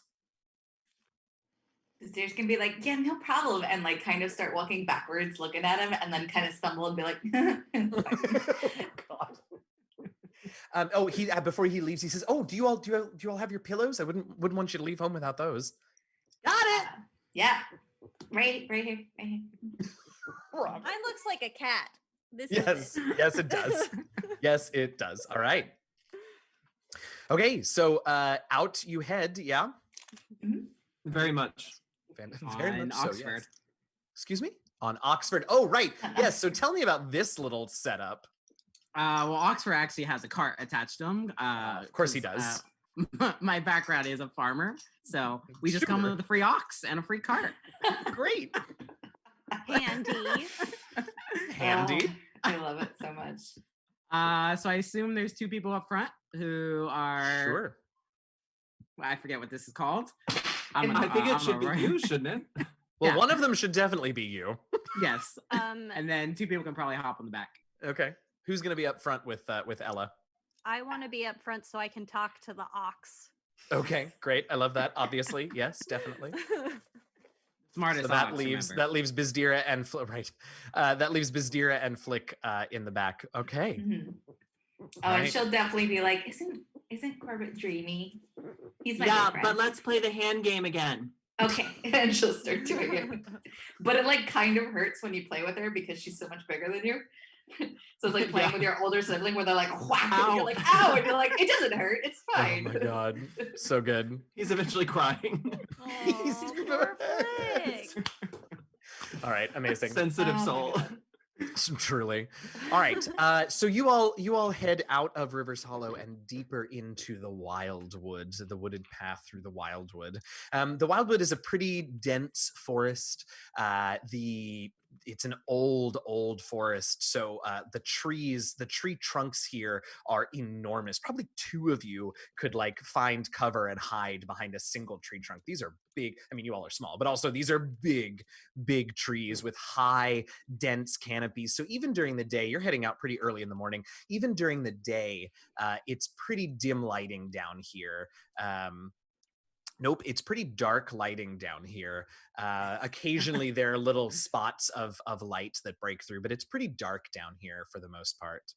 And as you all are heading, let me, Kit and Ella, since you 2 are in the front and you're driving, can I have your passive perceptions, please? 16. 16. 13. 13? All right, excellent. And Kit, you mentioned that you were talking to Oxford. What are you talking to Oxford about? Oh, I'm just doing that annoying thing that little kids do where they just ask question after question. So she's like, what'd you eat for lunch today? What's the most interesting thing you saw yesterday? Where are you from? Why is your name Oxford? Why do your feet look like that? And just like barely letting the ox get another word in. And she is casting speak with animals. I was gonna ask, like, can Oxford understand you? Yes. Oxford answers like 1 in 3 questions, and not because like he's being rude, but actually because it takes him so long to answer that by the time he's got his answer out, you're on to, you know, two other questions. Yeah, and like questions just keep coming to her, so she just like is spilling everything that comes into her head. Amazing. Yeah, I mean, I would tell you the answers, but something tells me that Kit actually isn't the most concerned with the answers. No, she just is making conversation. She just loves animals and wants to be friends with them. Great. So you're making a conversation and you're in the middle of a question. Why do your feet look and you and Ella get a face full of spider webs. And unfortunately, Oxford just keeps going for a few steps and the two of you get stuck in them. I need us stop it. I need us all to roll initiative, please. Aw. What is this? What are we fighting? I don't even know. Oh, God. There we go. Spider monkey. Spider monkey. A monkey All right. Flick, what did hold on. Yes. Flick, what did you get? It's a 6. A 6. Ella. Age. 11. 11. Kit. 18. 18. And Bizdira. 21. Oh, damn. 21 Biz. All right. And now let me roll for these creatures. That's a 20 for the thing. And a 4 for the other thing. I don't know how to say the name of that creature. It's going to sound really funny, though. All right. So these creatures get a bit of a surprise round because you all didn't catch sight of them. And so as you all watch, 3 of these strange, slimy creatures with spider-like legs. They're just under a foot in diameter and all gray and blue and purple with this round, bulbous body. And as I said, slimy, come sort of hurtling down these rope strands and onto the two of you who are restrained in the webs, and they are going to try to bite you. So there's 3 of them. So one of them is going to try and bite Kit. That is a 16 and an 18 to hit Kit. Ooh, yeah, those both hit. All right. Baby Kit is squishy. All right, so Baby Kit, those 2 bites sink into you, and you can feel just the sliminess of these things. Also, their mouths are like in the center of the underside of their body, so they're like nibbling. It's very creepy. So you take a total of 8 damage from the 2 bites. Ella, 2 of them come after you. That is a 14 and an 18. The 18 hits. All right, so you get bitten for 2 piercing damage. The other one slides down and then uses its... Oh, it can use a bonus action to because it's hungry, to skitter past you 2 and back to the cart in the back, and it is going to try and bite Bizdira with its 2 bites. Bizdira, that's a non-natural 20 and a 6. The 20 will hit. All right, so it gnaws on you for 6 piercing damage. That is their turn. So these 3 creepy spider creatures have landed on the cart, and we're back at the top of the round with Bizdira. Bizdira is not excited about this at all, and she's gonna get very angry, and she's gonna go into a rage. Oh, that didn't take long, did it? Oh, you're so happy to be playing a freaking barbarian. So happy to be playing a barbarian right now. Since this is our first round of combat, I'm just going to remind you all that your familiars also have abilities that they can use on your turn. Yes. So I don't know what any of them are, but you do. Oh, so here's a question, a mechanical Maybe. question. Sure. because we are high level voidlings, does that mean we still get our extra attack? So anything that is normal to your character according to player's handbook, you still have. Great. So this thing is on top of me. So she is going to pull out a battle axe that she had stashed somewhere about her body and attack twice. Do it. That is a 17. That and a will 12. The 12 I don't think hits. They're like weirdly their slimy bodies are weirdly armored, but the other one hits for sure. Okay. And she definitely did this with 2 hands. That is going to be oh my god. I forgot how damage works. 1d8 What kind of weapon is it? It's a battle axe. And you're using 2 hands? Yes. 1d10. D10 plus 2 or plus 3? Plus your strength. Plus strength. Okay. Lydia, you have been playing D&D for 6.5 years. It's been a very long time since I played a barbarian. Shut up. Don't forget your rage damage. No, that I remembered. So that is going to be 10 points of slashing damage. All right, and you slash deeply into this thing. You cut off a couple of its legs, and it squeals, but it carries on. Can you do a spider squeal?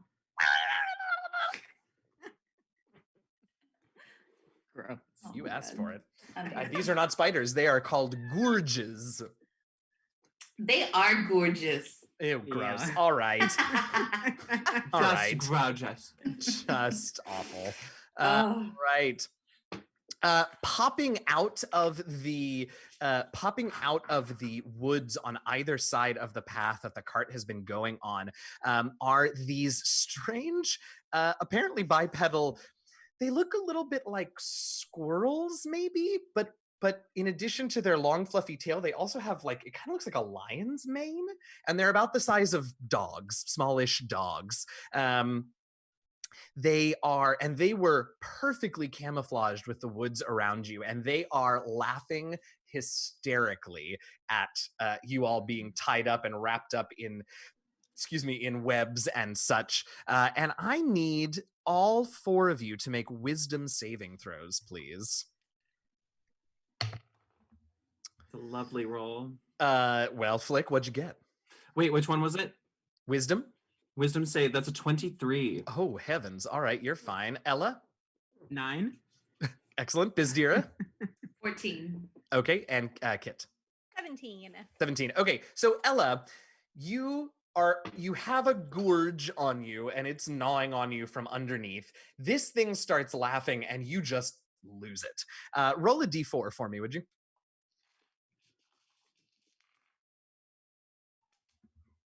2. You are what? Yes, I see. You just start laughing uncontrollably. No, not again. So uncontrollably that you are incapacitated. You can repeat the saving throw at the end of each of your turns. Okay. All right. Next up is Kit. Great. So are we restrained by the spider web, or can we still move? You are grappled and restrained by the spider web. Great. If I were to instance wild shape into something bigger, would that break me out of it, or do I still have to roll for it? No, I think that sounds exciting and like it would break you free of it. That sounds fun. Great. So baby Kit lets out an angry shriek and poof, she's a dire wolf. Yes, but is she a baby dire wolf? It's gotta be a baby. I mean, it doesn't change your stats. Then yes, definitely. That's what we were looking for. I know it was. Oh, but I'm not Circle of the Moon, so that's my action. Oh, right. But you did break free, so that's good. Yeah. And I howl. The weird cackling things, which are called cacklehobs, the cacklehobs stop laughing just for a second as they see the baby direwolf rip out of the webs. Ella, tell us about what we see Ella doing this turn before you make your wisdom save again. So this thing it has its mouth on the bottom of it, right? Uh-huh. So I think since this is a kid's version of it, what actually happens is like there's a weird slimy tongue that's coming out and it's like tickling Ella. you. Yeah. And she's just like cackling uncontrollably. Oh my God. And she also looks towards Giraffe and telepathically, because we can communicate to our familiars telepathically. That's true. Lets him know that she needs a little assistance. And on my turn, Giraffe is going to cast Baneful Stare. Okay. I'm going to cast Bane on 3 enemies, so I need... I really just went from opposite end to opposite end. It's just a tongue. It's making me tickle. I cast Bane. I'm not surprised in the least. I mean... All right, so tell us a little bit about what it looks like when your familiar Giraffe, I almost said the wrong name, Giraffe, casts Bane apparently with his eyes. Yeah, so in a really intense Giraffe stare, like the head of the of the sheep, because right now he's in I forgot he was a form.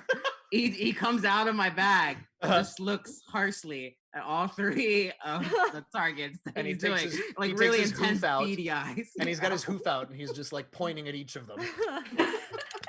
All right, how many? You're targeting 3 of them? Yeah, I'll target the 2 cackles and the one that's on me. Okay, they need to make charisma saves, right, for that spell? It's been a while since I cast Bane, so I believe so. All right. That is a 12 and a 6 for the Cackle Hobbs. Both of those fail. All right. And then for the Gorge, that's a -2. All right. So they all have minus 1d4 on their attacks and their saving throws. And I have a question, because this might come up with others. Oh, no. Concentration from a spell from our familiar. How does that work? So it can't take damage. Right. So I am making this up on the fly. You can concentrate on 2 spells as long as one of them is from your familiar and one of them is from you, but you would have to make checks. You make separate checks for each spell if you take damage. Cool. Awesome. All right. And then at the end of my turn, I make another wisdom save? Yes, you do. That's a 24. All right. So you stop laughing, but maybe you don't, because you see the Cackle Hobbs and one of the Gorges just go. Oh man, it's so nice. Video medium. I don't have to describe everything with words. Yeah. All right. That was Ella. Refreshing. Flick, you are up. All right. Oh God. So if none of them are standing within 5 feet of each other, are attackers, are they? Unless it's maybe the 2 Cackle Hobbs are. The ones that are outside of the cart. Mm-hmm. Great. So I'm going to leap out of the cart and then stick my longbow somehow into the ground so he can stand up with his short little body and go bing. Oh yeah, that longbow is as tall as you are. Actually, physically, mechanically, I don't know how that works with a 6-year-old child, but we're gonna go with it, and we're gonna stick it in the ground. And he's gonna and aim, but right before that, he's gonna cast Hail of Thorns as a bonus action. All right, little Flick. Oh yikes! Oh no. No, didn't work. How I bad? assume a 10 doesn't hit. No, it does not. The No. Cackle Hobbs nimbly dance out of the way and start laughing again, this time laughing at you. Yeah, that was rough, everyone. That was rough. All right, so Flick, he just, he pulls it back, but it says it's hard. It's a big bow, so it goes off wide. But you're he's still a big concentrating on the boy. spell. Well, Big okay. bow, big boy. Big bow, But, you big know, boy. he's a big boy. All right. So the Gorges, it is their Question. turn again, and they're going to keep gnawing on the folks that they've got in their grasp. So Ella, that is an 11 and a non-natural 20. So it manages to. The D4, remember? Yes. Also, that's a 17. Oh, Also- that matches. anyone that's within 5 feet of me, if they get hit, I get to take an attack of opportunity right now. All right, you're in the back, so if Flick gets hit, then you'll get to take your attack of opportunity. Okay. 17 matches. 17 matches. All right. Mhm. So you take 3 piercing damage. Kit, the Gorge that was very upset when you turned into a dog, but it's still there. That's a 12 to hit and a 16 to hit.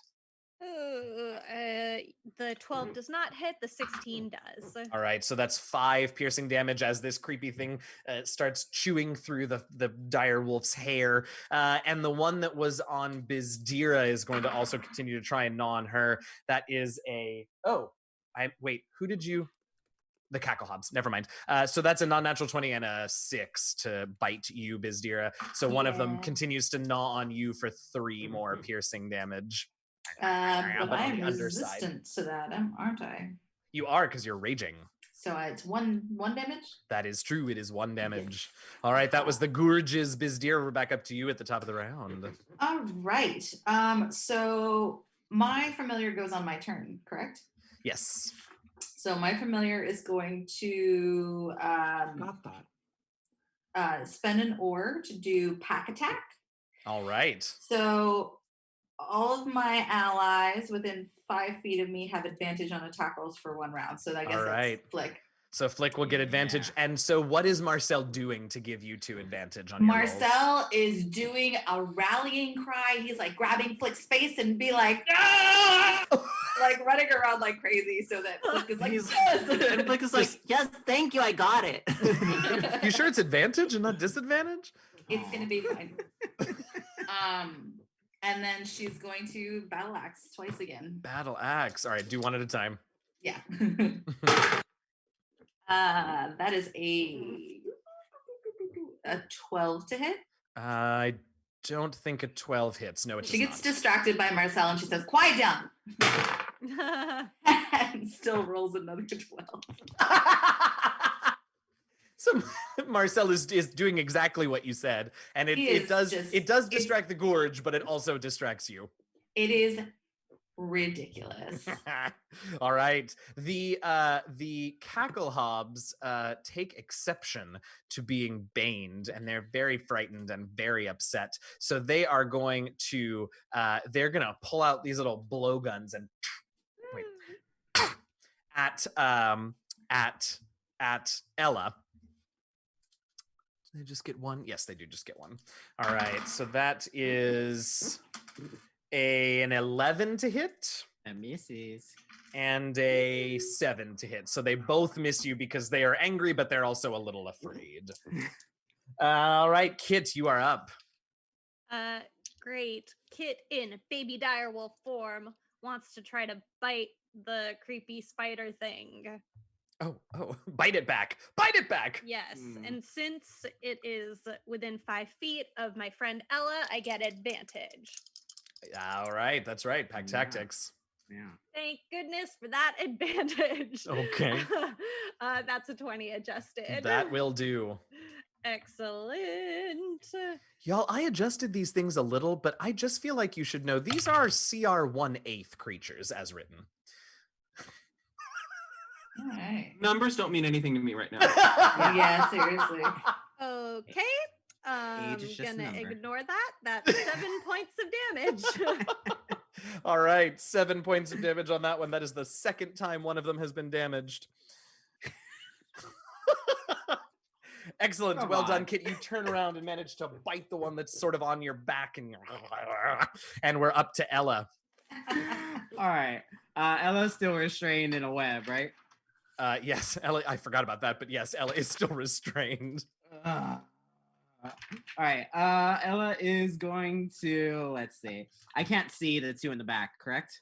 I mean, you know they're back there, but yeah, sure, you could turn your head and see them, sure. Oh yeah, through a window. Okay, great. Then Through I a will window? cast- through the tarp. What are you in a window. You cab? said ox and cart, not what ox kind and of- carriage. This isn't a carriage. It's a This is it's a not- it's a not- wheelbarrow wagon that's train. attached to Are you ox. rolling back what you just gave me? I don't understand. No. You Be don't have lucky a if- gilded carriage with a liveried stableman. You have a wheelbarrow attached to Oxford.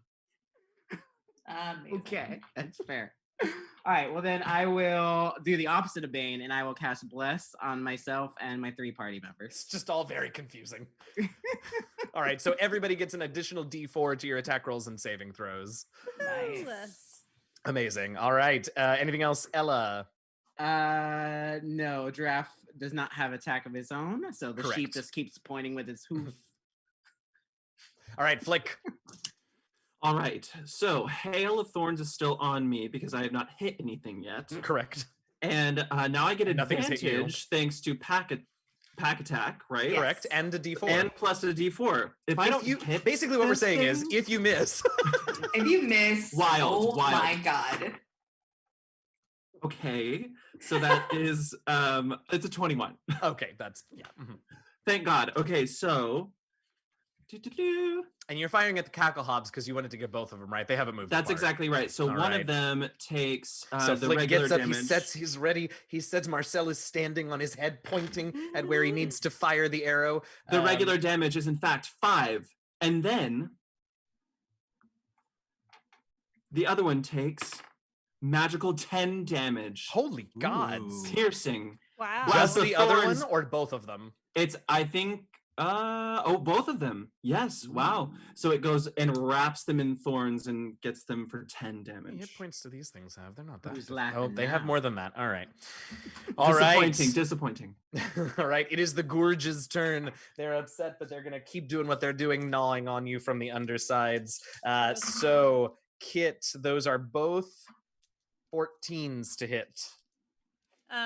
Those tie. So Right. Oh, and I rolled 2 1s. So you take 2 piercing damage. They are just barely gnawing through the thick fur of your baby direwolf form. Ella, it's gonna gnaw on you. Oh my god, I rolled doubles again. So those are both 15s, but I need to check my. So it's and I rolled 2 2s. So those are both 13s. This is wild, y'all. And the one that's on Bizdira that is hanging on for dear life is going to swing, and that's a 22 to hit and a 14 to hit. What the? Only the 22 hits. All right, that's 3 more piercing damage for you, So and we are another up one. to Bizdira. Yes. Okay, so she Bizdira's is so mad. She is so mad.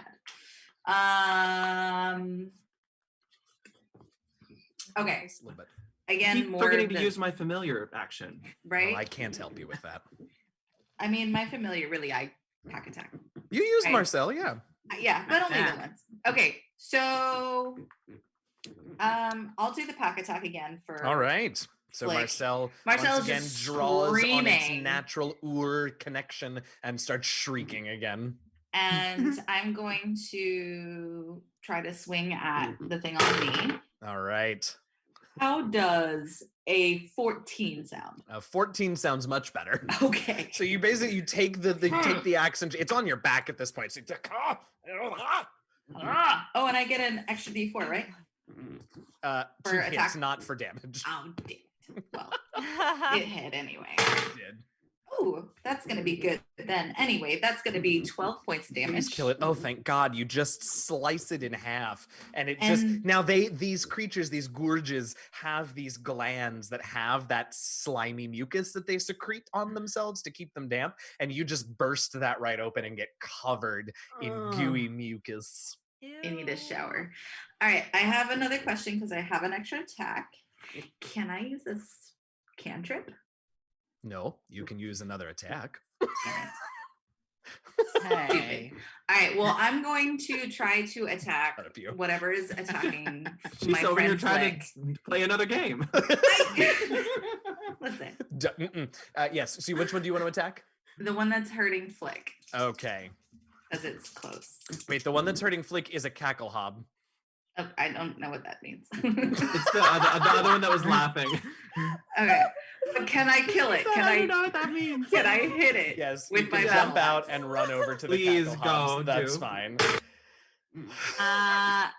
Well, I used my D4 see. and I ran.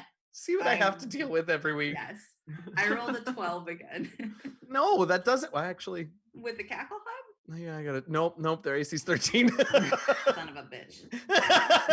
And you Did you roll your added D4? bless? Oh yeah, I add your did. bless. Oh, I you did. Oh, Oh. that sucks. I rolled a that's 4 no and a good. 1. Not good. I don't even know how to. I mean, you jump out and you're just so gung I ho. j- And and I Marcel trip. accidentally, Marcel trying to assist you, leaps onto you as you swing and just knocks your axe slightly out of alignment with the cackle hob. So I'm beginning to really like Marcel. All right, the cackle hobs are going to go, and they're both completely flabbergasted that you are suddenly next to them, and they both pull out daggers and they're like, nah! And start to try and stab you with the daggers. That is one of them is a 21, but I got to roll my Bane. That is an 18 to hit for one of them. All right, so one of them does manage to stab you for 5 piercing damage. So, excuse me, for So you, 3. it's 2. 2? 2. Yep, round down. Cool. The other one just whiffs entirely because it was so shocked by your rapid approach. Kit, we are up to you. Chomp. Chomp! Fight it! I got one word for you. Chomp. Chomp. That's gonna be Please kill it. 23 Oh, without blessings. adding the bless. Yeah, you're good. So that'll hit. Yes, it will. Chomp, chomp, baby direwolf I Kit. rolled a little bit better, so that's 12 points of damage. And you bite it in half. Unfortunately, you two puncture the goo sack and get it. Ugh. It just floods into your mouth. Oh, just- oh, Kit oh. just, with her wolf tongue, she's like, Bah, bah, bah, bah. Ella, we're up to you. I will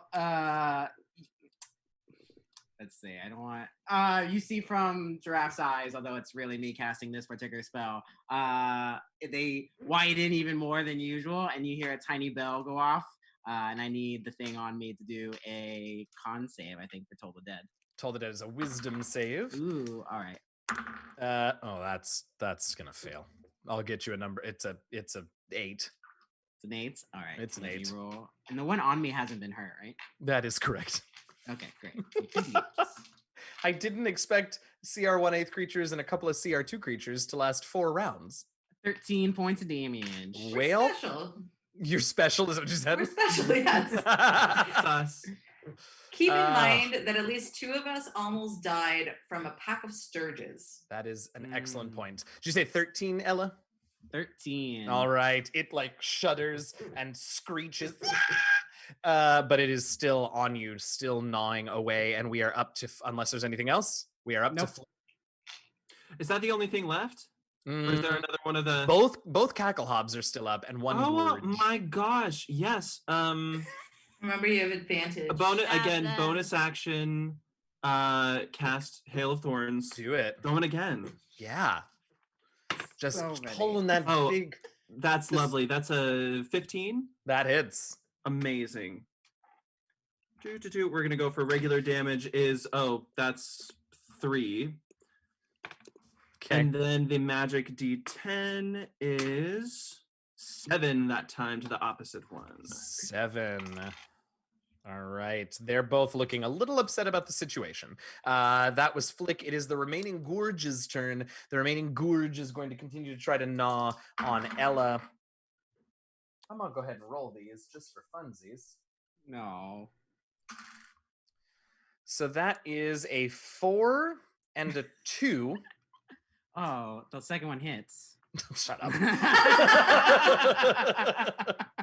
Bizdira, we're up to you. Great. Attacky tackies. Attacky tackies. Yes. So I would like to use. There's no one within 5 feet of me besides enemies, right? Okay, then never mind. All right, I was gonna say stabby stabbies, but choppy choppies. Do I still get my D4s? Yep. Choppy. Choppy, I'm sorry, I choppy. heard chompy. Yes. No, Yes, you do still get your D4s. She's just biting them. Just, I'm just- throw the axe. Biting them. So that's a 19 on the first one. Yeah, that'll do. And a 15 on the second one. Now, Bizdira, I have a very important question for you. Mm. Do you know what you're attacking? I'm attacking. I want to say a gobsmacker. Yeah. Cackle wallops or something. Cackle hob. That was closer than I thought you were gonna get. Cackle Go ahead and roll your damage. Cackle hobs. It's fine. Cackle It's good. wallops. I don't know. Don't ask me. The first one is a 6. Tell me how you want to kill that cackle hob. Oh, I want to chop its head You're a off. child. I still want to chop its head off. All I'm a right. very angry child. All right. I'm a barbarian. All right. She's trying What to is prove dear? herself to Corbin, and he's not even here. He's not here, but Right, you guys yeah. will tell Right. stories of my greatness. And then, so that first attack kills that one. Uh-huh. And then she catches the other one All right. For how much? for 13 points of damage. God, and it also slices that one's head off. Both heads off, rolling, and then she's going to turn around and go to Ella. Go over to Ella. Go over to Got it. Ella to Yep. help her out. All right. Well, the cackle hobs are dead. They were going to run away, but okay. Kit. I'm gonna chomp the last one. Chompy. That's a 16 hits, yes? Yes. Okay, excellent. That's gonna. Oh god, I lost a dice. Oh man, that was the one that was rolling well too. That's 9 points of damage. 9. That'll do. You chomp this one in half. Get another squirt of slime in your mouth, but everything has been dispatched. I open my Hooray! mouth to let the poison drip out of my jaws. Ella's still stuck in this spidery web substance. It's like, Correct. Oh, I'll chomp at it. I'll gently chomp at the spider web. Chompy. All right. So you can get Ella free of it. And as guardians of the forest, you're a little horrified at the decapitated fey creatures on the side of the road. But other than that, Alex, your face. Whoops. It happens. We get a little overzealous. Good word for what just happened. All right. But that happened, and the path now appears to be clear. Now that No, go ahead. No, go ahead. Go ahead, Kit.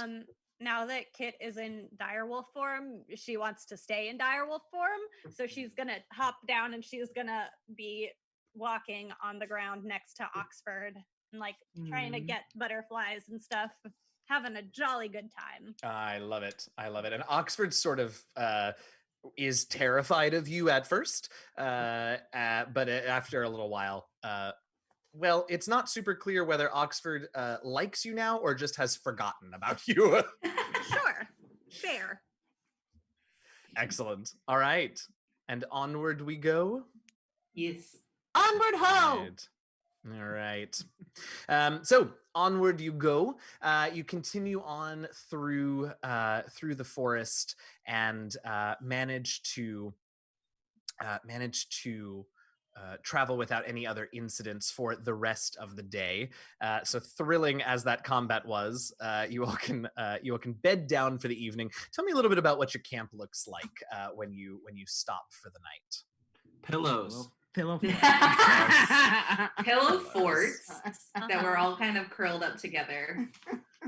This is definitely, I think, a puppy pile situation. Oh. Grown-up Kit and Bazira might not be puppy pile people, but I feel like baby. I feel like totally at this are. point, Bazira would jump into a puppy pile. Yeah. With all these In our animals, normal storyline. absolutely. Oh yeah. Oh my god, and all the familiars. Oh, it's yeah. adorable.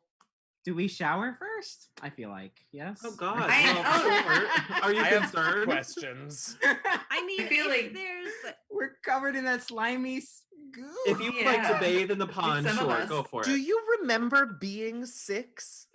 Yeah. Because when that's I was true. 6, I didn't give a fuck. I will say, if there's a river, Kit would probably, or like pond, Kit would probably splash around in it just because You she's have a fins. folk. Yeah. And you're right, and it does smell a little too. So like beyond I- just being Also, dirty. it was in my mouth. Oh my Yeah, God. totally. It's a little more visceral. Oh my god. Yes. Has anyone ever Oh, seen no. a freshly washed cat? No, they On get. the internet. Is dear, ladies and gentlemen. No. On the internet. I have a reason for this. No, they get really spiky, like their hair You just like always do. spikes up. I know, but that's exactly what happens to Bazira because she has like that little bit of fur kind of Just all the over fur. her body. So she gets super spiky and she just like grumbles. She's like, I need this crap out of me. So yes, Bazira will try to find a place to wash and she'll still be spiky, but she will end up being very fluffy afterward. Great. Absolutely. Yes. When Yes, Kit yes, yes. sees that Bizdira is so unhappy, she'll cast Gust of Wind to help dry her off. Cute. Yes. Yes. Amazing. Perfect. So Perfect. happy Perfect. with this. Perfect. I love it. Do She we does need like to, that, like, you know, frolicking in the wind, is like, oh, Yes. yes. Yes. Flick. I was gonna say, do we need to take watch? Is this something that we need to like I watch don't out know.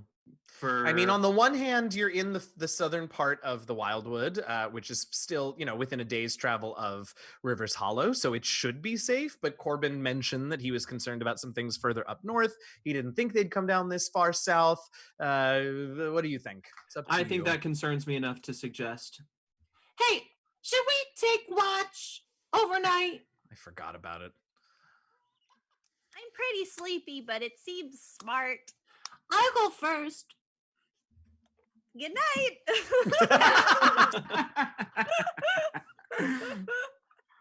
All right. Anyone else want to follow?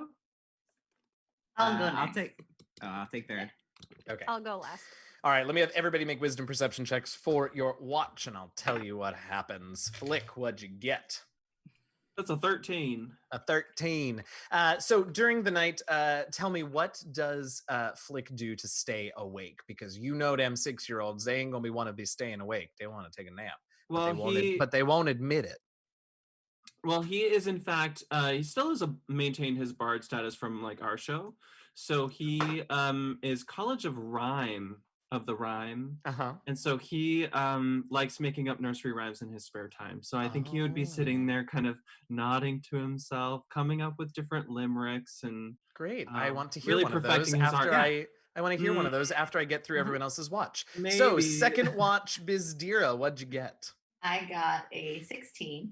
A 16. All right. And what are you doing to stay awake and stay watchful? I feel like she probably has some games that she plays with Marcel. Okay, like what? Like what? Like some like hand games, like the little flippy, like Okay. all that. right. But then she probably also has like a set of like dice or cards that she plays with Marcel as well. She like taught him how to play like Okay. Okay. cards or something. Roll me a d20, just a flat d20. 12.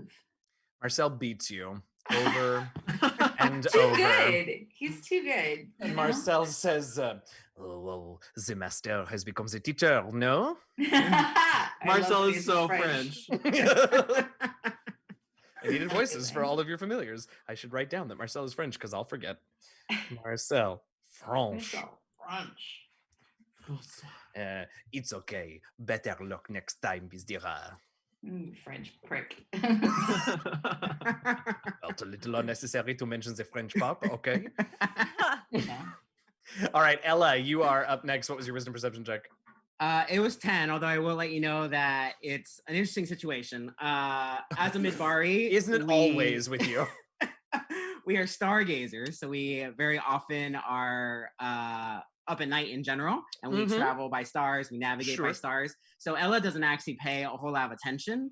What she does is she casts Arcane Eye, and she has the eye My like God. do the surveillance around the camp while she just talks with Giraffe about various star constellations, just looking up, not really caring too much about what's happening around the camp. Oh my God, I love it. Every once in a while, Giraffe. Oh, I don't have a voice for Giraffe. You know, it's sort of related to. I do, but I'm not going to do that one. So I'm going to do this one. And Giraffe will say, every now and again, Giraffe is like, shouldn't you be paying attention to the camp? And Ella will just stop and interrupt them and just point out a new constellation and be like, have you been to that one? And that one? Out And of what all the about that one? That wordlings one in the looks world, like I a got bear." assigned to this one. He doesn't keep watch. He doesn't. He gets stuck in the spider webs. All right, but fortunately, nothing happens. Kit, what was your perception check? A 24. Oh, you see all. There's not much to see. What do you do now? So you wake up a little bit earlier than everyone else. So what is freshly awoken Kit like? Oh, That is not. I thought you were gonna ask what I was doing to stay awake. Freshly. I can also take that. Sure. Yeah, because I imagine freshly awoken Kit does not like to be freshly awoken. But Mood. but I think Grumpy she Kit. also like she's woken up. Nothing's happened all night. She's last up, and she is determined to continue with vigilance and let nothing attack her friends. So she goes out with Ribbert. And so Ribbert's abilities all have to do basically with perception of various types. So I imagine we do some like training exercises. Like we dedicated. play like what's that game? I Spy with my little eye. That's what we do. Yes, very good. I Spy. And Ribbert says, "What's my turn? It's my turn. It's my turn. I spy with my little eye something green. A leaf. No. A goblin. Oh, no, where? A tree. Nope. I give up. It's me. It's always him. It's always him. Oh, Ribbert. Amazing. Amazing. Ribbert is just high pitched. Important notes. Great. Yep. Truly. All right. Excellent. So the night passes uneventfully.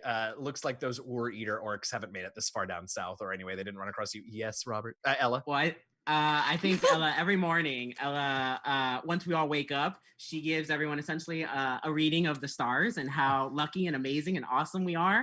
And with our inspiring leader feat, we all have.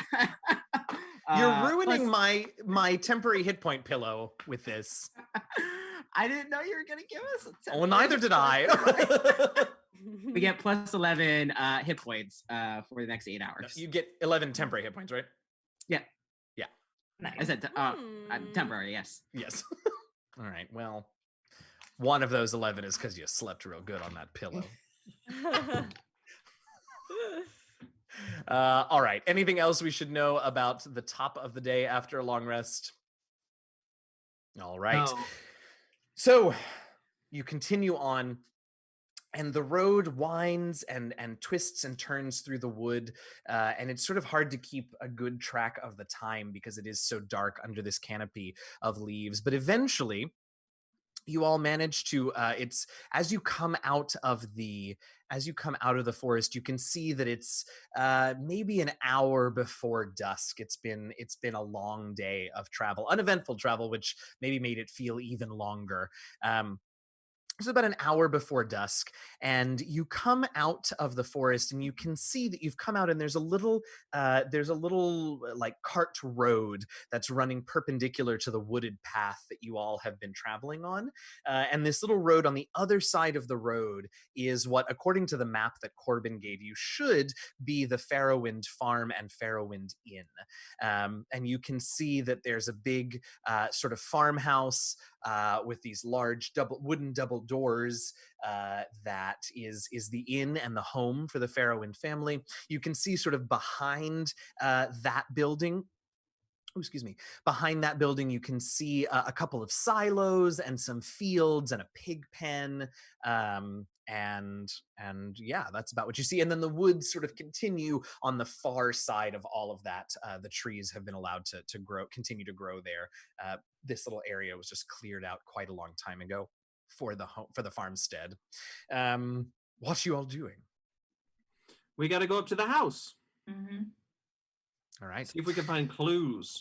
Ella, what do you do with Oxford and the cart? Is there like a fence post or something that we might be able to tie? Yeah, you could tie it up. There's a few little places to like hitch horses at the front of the inn, so you could hitch it there. They're definitely they're real tall because they're for grown-up horses and grown-up peoples. Oh, is Oxford like a baby ox? Oh, I meant just for you to tie, but yeah, I think he is. Istira will help him since she's like towering over. Istira being tall is going to ruin all of my little people jokes, and all of my baby child-sized jokes, and I'm so mad about it. You let me be a Squatch. You let me be Okay. Squatch. All right. Face the Squatch. All right. That's it. Gosh. That's it. Using business help, Oxford gets tied to a tall post. Fine. All right. Wait. Okay, so you tie up Oxford in the cart to a post, and you all can see as you get closer to the inn, to the farmhouse, you can see that the double doors appear to be padlocked closed, and there's a handwritten sign on the door that says, "Sorry, closed indefinitely." Can I just take a step back for a second Sure. and question why Life. some parents left their 3-year-old at home to go to market? Oh, she snuck away. Oh, okay. Well, But didn't they go seriously? to market and left the baby and the Yeah. 3-year-old alone? If we question everything that adults do in this Muppet Baby universe, we won't be All rolling right. any dice. Anyway. Very normal. Very normal. Well, so Super here's the thing, though. normal. Here's the thing, though. In some ways, I mean, probably not for kids this young, right? But to some extent, it probably is almost normal because if kids have magic powers and can be adventurers, like they can probably take. Oh, well, we lost somebody. Well, there we went lost Alex. Flick. Well, he'll be Lost back Flick. probably. Hopefully. Yeah. So if kids can be magic adventurers, and then they can probably be left on their own for a few days. How's that? Sure. Fair Yeah, enough. that makes sense. Well, I mean, Bastir is open to just trying to open the door with her battle axe, but if anyone else wants to try a different way, that's fine. Do you mind if I do a quick check as a farmer to ascertain the state of the farm to see if like people have lived here recently or stuff like that? Sure. All As right. a farmer, As sure. a farmer. Sure. Yeah, make an intelligence investigation check. You can, I guess, have advantage since you're a Yeah, I farmer. can. 19 plus -1. 18. Yeah, it definitely. I mean, you can still see pigs that like seem perfectly happy in the pig pen, and the fields, are relatively recently tilled. So yeah, I mean, you think it's been maybe not more than a few days, probably 3 or 4 days since someone was here. I would like to look and see if we can see any like footprints or anything. And I would like to like kind of do a search of the perimeter, but I'm gonna go one way looking for footprints, and Ribbert's gonna go the other way, and he's going to use his Oor sight Oh. to detect any magic. Oh, okay. I love it. Well, let's start with you while I do some quick research. So you go ahead and make me you can do a wisdom survival check if you want, looking for footprints while you go around the building. Okay, as you say this, Ella will put her hand on your shoulder and you have guidance. So a D4. Oh, Yay. add a D4 to your check. Thank you. I needed it. Okay.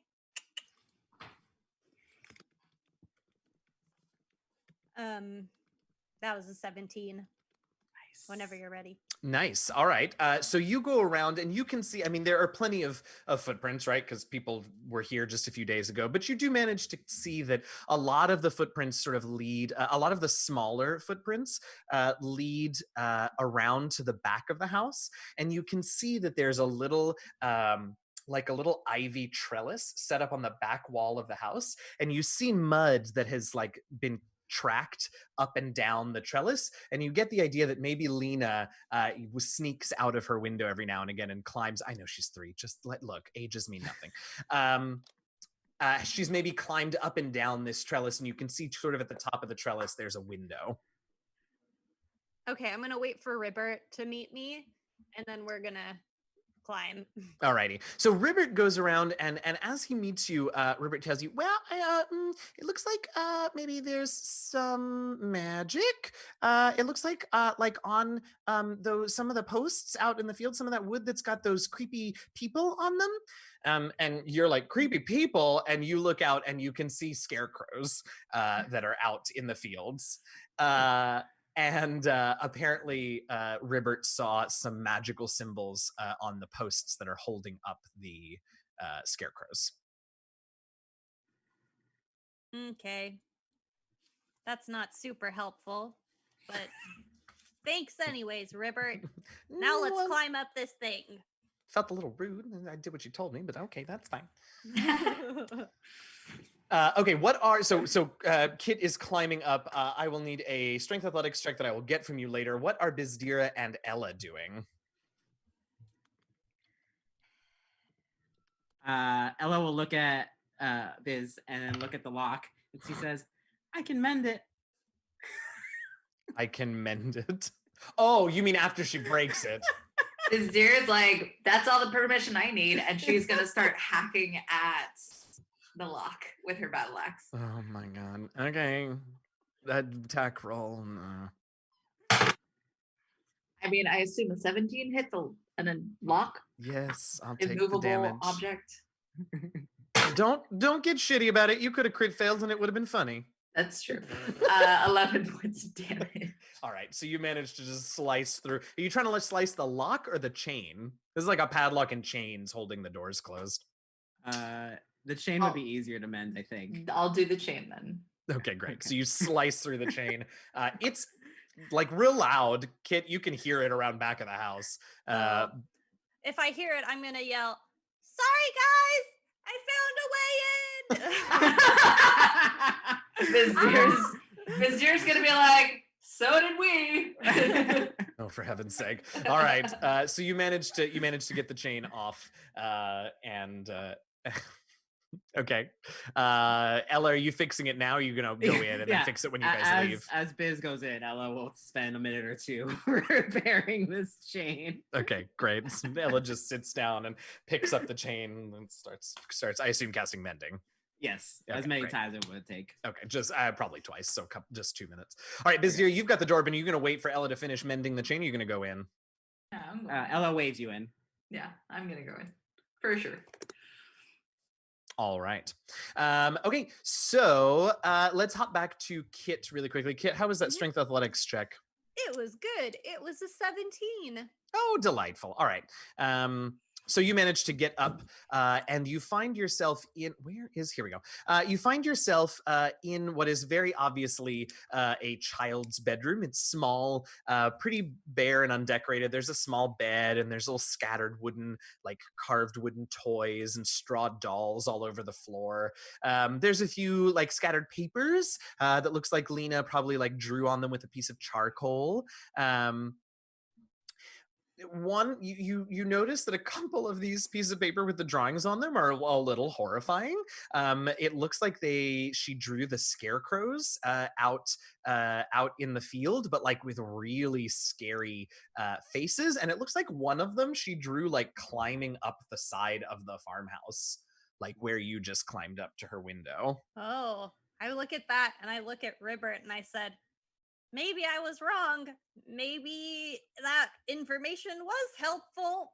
And then I'm going to gently fold up the paper and put it in my bag or pocket or whatever. Probably not a pocket, a bag. All right. Yeah, great. Put those in that bag. You can see there's a room also, a door rather, leading out of this room. I should also mention, because I'm terrible at remembering to tell people there are doors in rooms. Yes.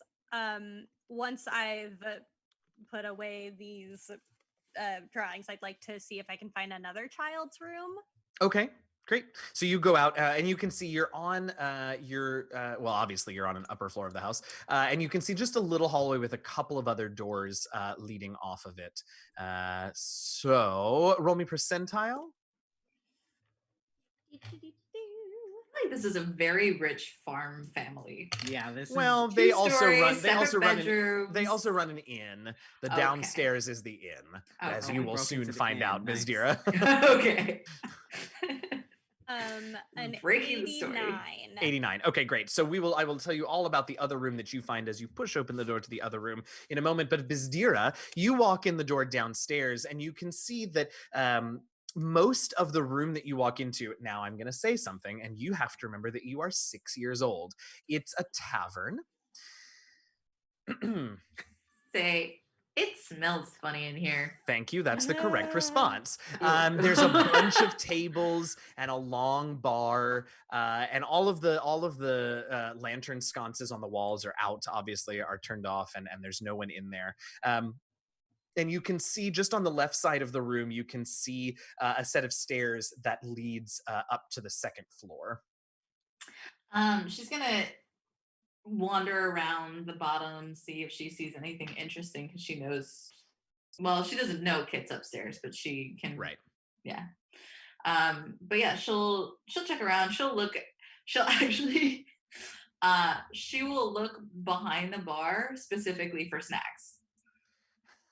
Not for alcohol or anything else. Make me an intelligence investigation check. This is gonna be terrible. I have a negative Bottle of one. pretzels. 17. Yeah, you find some beer nuts. Oh, she'll literally start walking around, like eating the beer nuts, just kind of like looking around. Amazing. Okay, And great. be like, can't you find anything? Kit, make me a wisdom perception check, because you're actually 2 floors up. So let's see if you hear her. Jesus Christ. Ooh, I don't think I'm The going second floor to. are the rooms for let, and then the third floor is the residence. Yeah, that's a 9. Yeah, no, you don't hear. So Kit, you push open the door to this other room, and you can see that this is the master bedroom up here, and also a portion of it has been sort of converted into a little mini nursery. It's not, that area where the nursery is not very large, but you can see just behind some sort of makeshift screens, there's a little wooden rocking crib, a small chair, and on that side of the room, there's a window that looks out over the pig farm, the pig sty, whatever, the pig pens. There we go. pen. Thank you, pig pen. Jeez, words. Wow. Derp. And then the rest of the bedroom is obviously the adults part of the bedroom. You can see in that room there is in one corner is a big chest, like a big iron locked chest, and there's a dresser and some curtains on the other windows in the room, and a larger, nicer bed, and all of that good stuff. Am I good to assume that Ribert's detect magic also lasts 10 minutes? Might it still be up? Yeah, definitely. Not seeing any magic here in yeah, not seeing any magic in here. Okay. I want to go over to the nursery portion and poke around there. All right. So you head over to that side, and let's see. Why don't you make me a wisdom perception check, please? That's a 15. So there's not a ton in the nursery area, but you glance out the window that's there, and you can see super clearly from this point of view. You can see the pig pens and everything. You can also see the cornfields that are out there, and you notice a little more clearly the scarecrows that Ribert was telling you about. But you notice there are 3 scarecrows all up on these posts, and you do notice a 4th post that seems to be absent a scarecrow. I saw this horror movie. Interesting. That's what Kit says. Very seriously. Having flashbacks of Jeepers Creepers. I love it. All right, Bizdira, what are you doing? And then we're gonna hop to Ella real quick. But Bizdira, what are you doing? Kit didn't respond. She's gonna kind of shrug and just keep looking around, see if she sees any things that would belong to anyone her age or younger, to see if there's any signs of scuffling or. Definitely don't see any children's types things down in this tavern, and everything looks pretty clean. Like it looks like it was cleaned up for the day before whoever was here left. So no obvious signs of any foul play. Then she'll go upstairs. Okay. So you head upstairs and you see just a long hallway with 5 doors on either side. And these are the in rooms. Ella, I will hop to you in just a minute, Bizdira. Ella, though, you finished mending the chain. What are you doing with it now? Oh yeah, because I guess it's not attached to the wall. Correct. anymore. was I mean, wondering she's just about trying that. to put it back as much as she can on the wall, but it like keeps falling to the ground. She like puts it back on the wall, keeps falling. It's like, close All enough. right, just leave it there. Okay, great. What is your? You know what? Make me a wisdom perception check. 22. Oh, all right. So you notice as you try and put it down, and it you know the chain falls to the ground. You're like, nah, close enough. You hear a little giggle from around the side of the house of the building. Ooh, being a naturally curious girl, Ella will start following that giggle, not knowing about these Eaten by an scarecrows. onkeg. No. So you you follow the giggle around the house, and as you get to the other, to the side of the house, you don't see anything immediately. Ella has played this game many times with Giraffe. Okay. And will cast detect magic herself. So the detect magic, the other fun thing about it, and Ribbert and you also have sort of learned to filter this out when you detect magic, but detect magic in this world, it also detects Ur, right? Because that is the source of all magic. And so all of you are to some small extent suffused with Ur. Your familiars are beings almost entirely made of Ur. And then there are fey creatures that have Ur in their blood, and they have the most of most creatures on the planet, in the world. They have the most direct connection to Ur. And so you have learned to sort of filter out creatures, to filter out, Giraffe and everyone. But there is an unexpected Ur-suffused creature hiding in one of these barrels that you see on the side of the inn there, of the farmhouse there. And before you can go and find out what it is, I think we are going to take a little bit of a quick break, because DM Jazzy Hands loves a cliffhanger, a ladder hanger. Ladder hanger. So sorry, ladder hanger. Ladder hanger. We're going to refresh our drinks and take potty breaks because we're babies, and you all should as well. Grab yourself something to drink, something to nosh on, run to the restroom. We'll be back in 5 to 10 minutes or so, and we will continue on this fun adventure. Don't go anywhere. We will see you all shortly.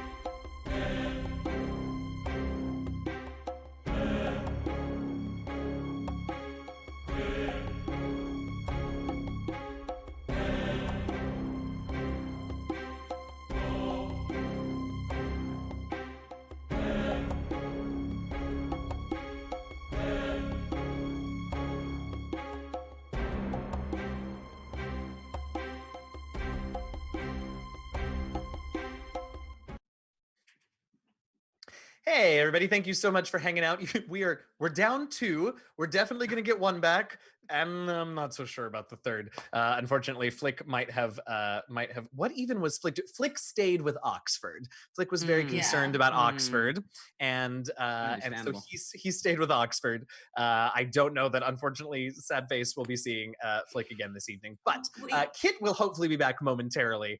But we can leave her upstairs on the 3rd floor as we continue to find out about what's going on with Ella here. So Ella, you can see that there is an ore suffused creature in this barrel, obviously trying to hide. I will point at the barrel and very loudly say, "Found you!" Oh, interesting. And if there's no response, let me know. Yeah, there's no response. All right, Ella will look over her shoulder at Giraffe the sheep, the Giraffe the sheep, who is actually a genie. I hate the Giraffe the sheep, who's actually a genie. She will tell Giraffe, "Shh, be quiet," and then she'll like point, like signal, so that we're gonna converge on the barrel from 2 different directions, and we are gonna try and stealthily approach it, and then we're gonna leap out and surprise whatever's in that barrel. Wait a minute. When you say leap out, you do realize that you're not the thing in the barrel, right? Leap out right of now, what? Ella thinks she's stealthy because, oh, hey. What? Oh, we have someone joining us. Oh, hello. Yay. Sorry, I was looking at the stats for this creature and I did not see you rejoin us. Welcome back, Kit. Yay. All right, so Ella and Giraffe are approaching the barrel from 2 different directions. Ella thinks she is being very stealthy. Well, let's find out how stealthy she's being. All right, great. That's 16. All right, so Ella actually is being fairly stealthy. She likes this game. Yeah, I'm sure she does. Perception 6. Oh, all right. So you get to the barrel, and the thing inside has not moved as far as Giraffe. God, I almost do it every time. Giraffe has seen. What do you do? Is the barrel upright and the barrel's open? The barrel is upright. There is a lid on the barrel, but it doesn't look like it's secured on the barrel. It's just sort of sitting on top. I mean, I think there's only one way Ella would respond to this, and she's gonna tip over the barrel and start rolling it. So fortunately, the top is, as I said, not secured. So as you tip over the barrel, the top flies off, and you hear a little squeal come from inside, and this creature just darts out of the barrel and sort of you can see them stumble a little bit because they're dizzy because you rolled the barrel they were in. I'll yell out, "Found you again!" This creature is just running. Just gone. I know what it looks like. Into the woods. Yeah, so you can see that it looks like it's tiny, like maybe a foot tall. It's got this mane of bright red hair, bipedal creature in these sort of plain tannish brown robes and homespun like slippers on. Make me an intelligence nature check. Okay. Yeah, I was trying to see if I had anything for this. Nature.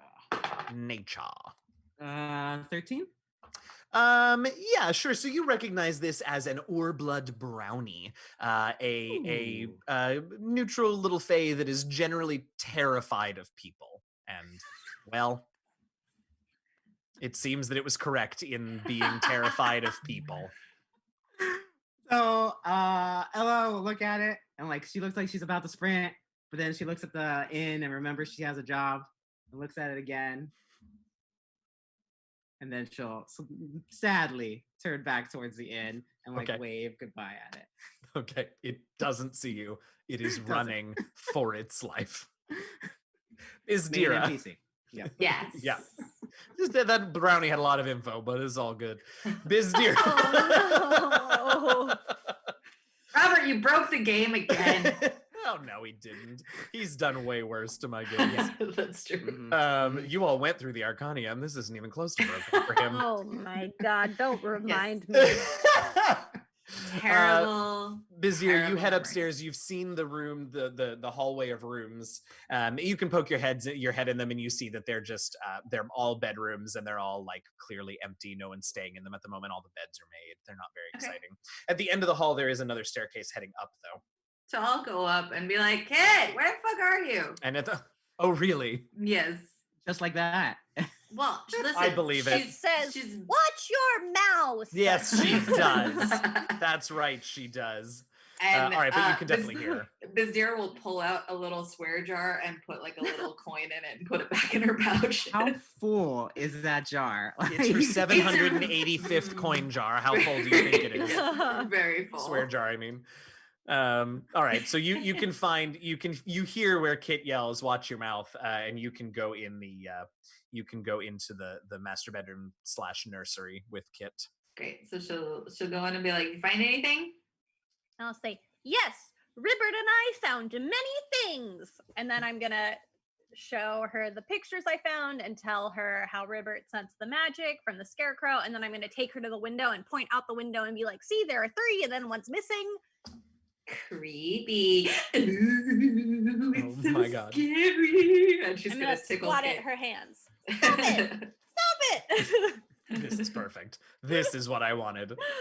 Also, I just tweeted, and apparently this version of our universe is called Adventure Babies, because I feel like if I keep saying Muppet Babies, we're going to get sued. I mean, you never If you all know. come up with a better name, I'm cool with that. But for right was now, about to we say are Refuge the last Babies, and I'm refuge. like, No, nope. No. Nope. That's not why gonna we work. don't have a cute name for our listeners either, because that doesn't end well. Oh no. Anyway. Anyway, Yeah, so I'll say, "Anyway, that's all the stuff that I found. Also, there's a chest over there. If you want to open it, maybe there's something fun inside." Biz will Oh, like Bizdira. take the corn nuts and just pass them to Kit and go down and try to open it. Hold my nuts. And Kit Yes, looks hold at my it. nuts. Robert. Kit looks at it. She Robert. says, "What's this? What did you find?" I found snacks. Here, eat.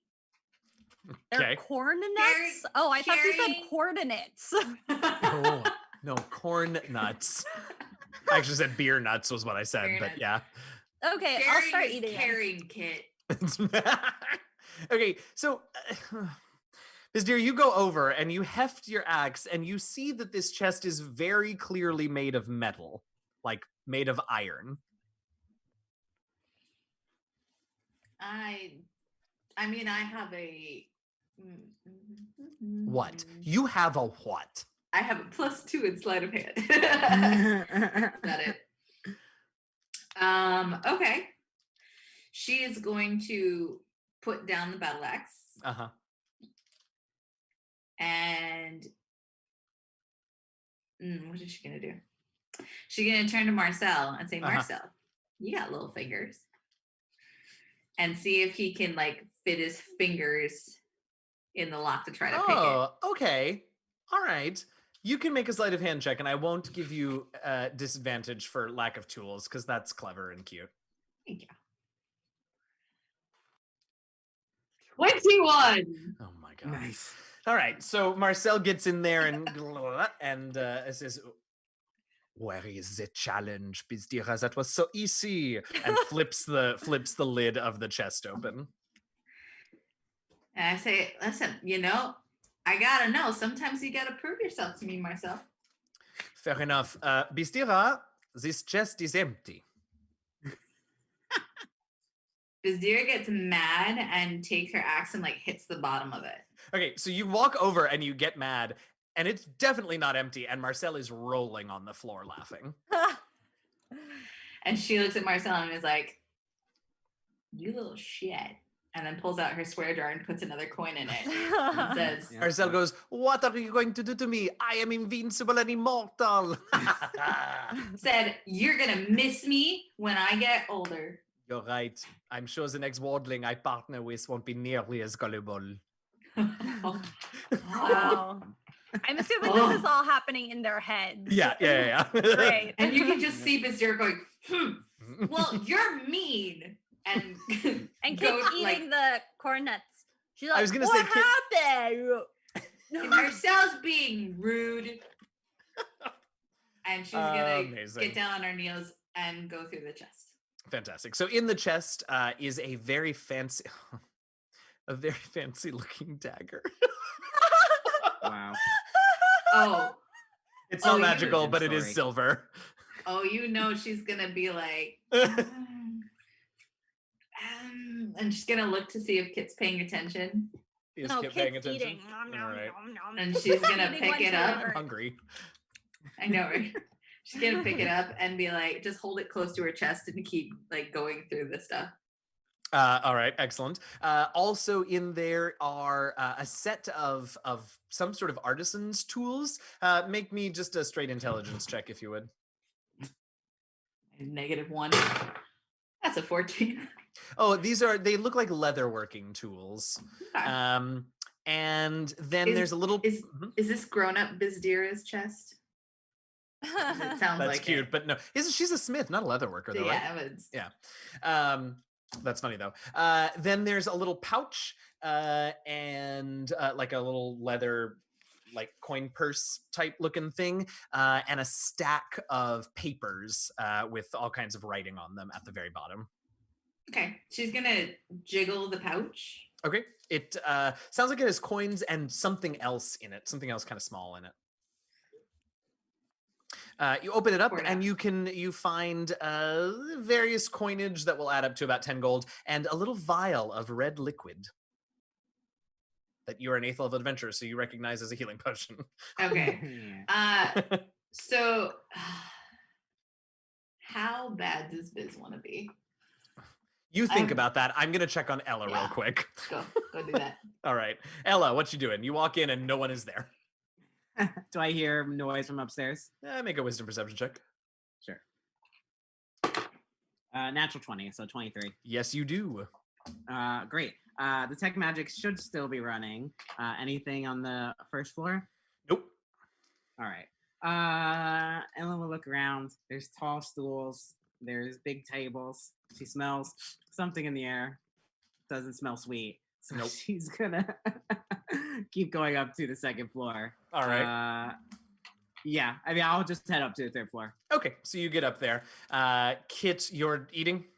Yeah, one for me, one for Ribbert. One All for me, right. one for Ribbert. So you see that happening, and Bizdira, what did you decide? What are you doing?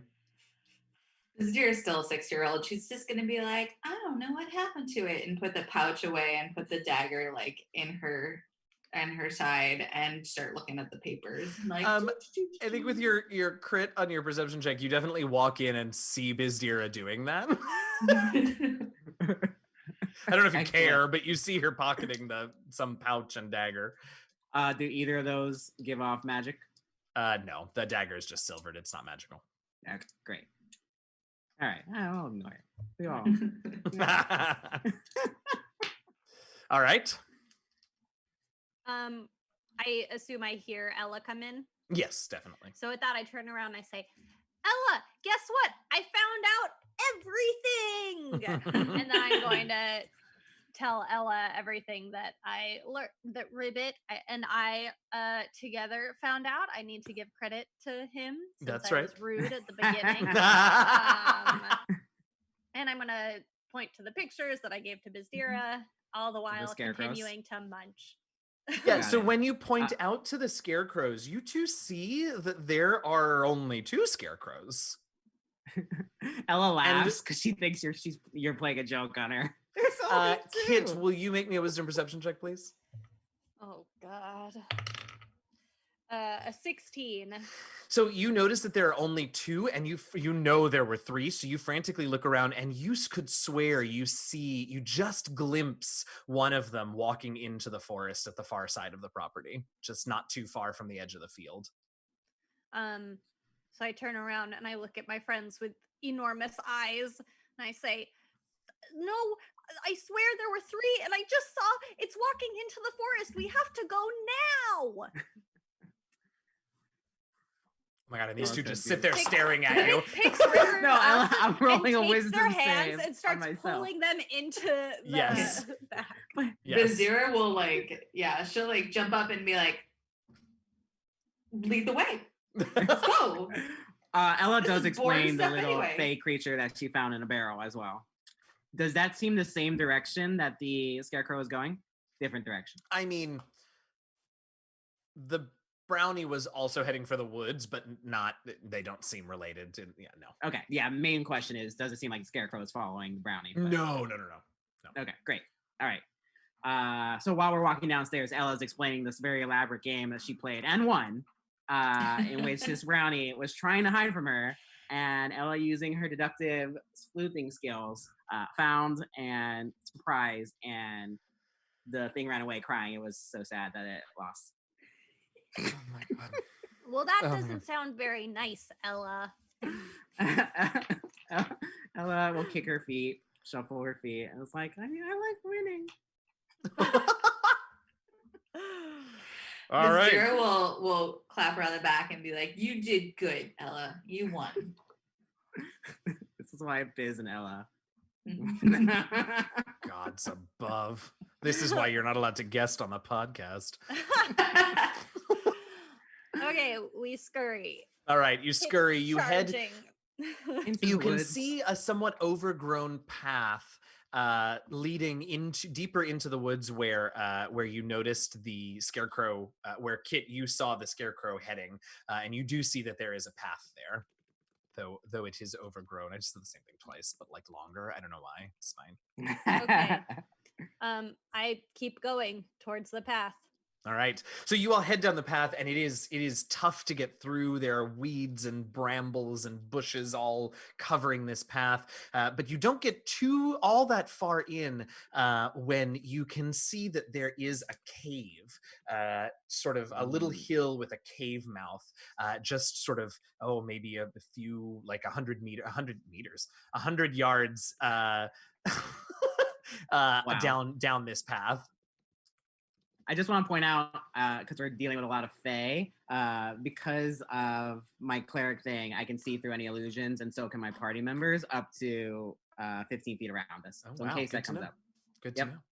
Yeah. Excellent. I think Okay. with that reasoning, I think we should spread out just a little bit to kind of open up our range. Tactical. Mm-hmm. Yeah, that -1 Tinker. intelligence is really shining through. You know, I have a +2 at wisdom. I'm going to have Ribert use his Ur sight again. Okay. Nice. Yes. Ur, cave, lots of it. That's exactly what Kit says. Ur, cave, lots of it. Ella will say, let me get some eyes on the situation, and she'll cast Arcane Eye again.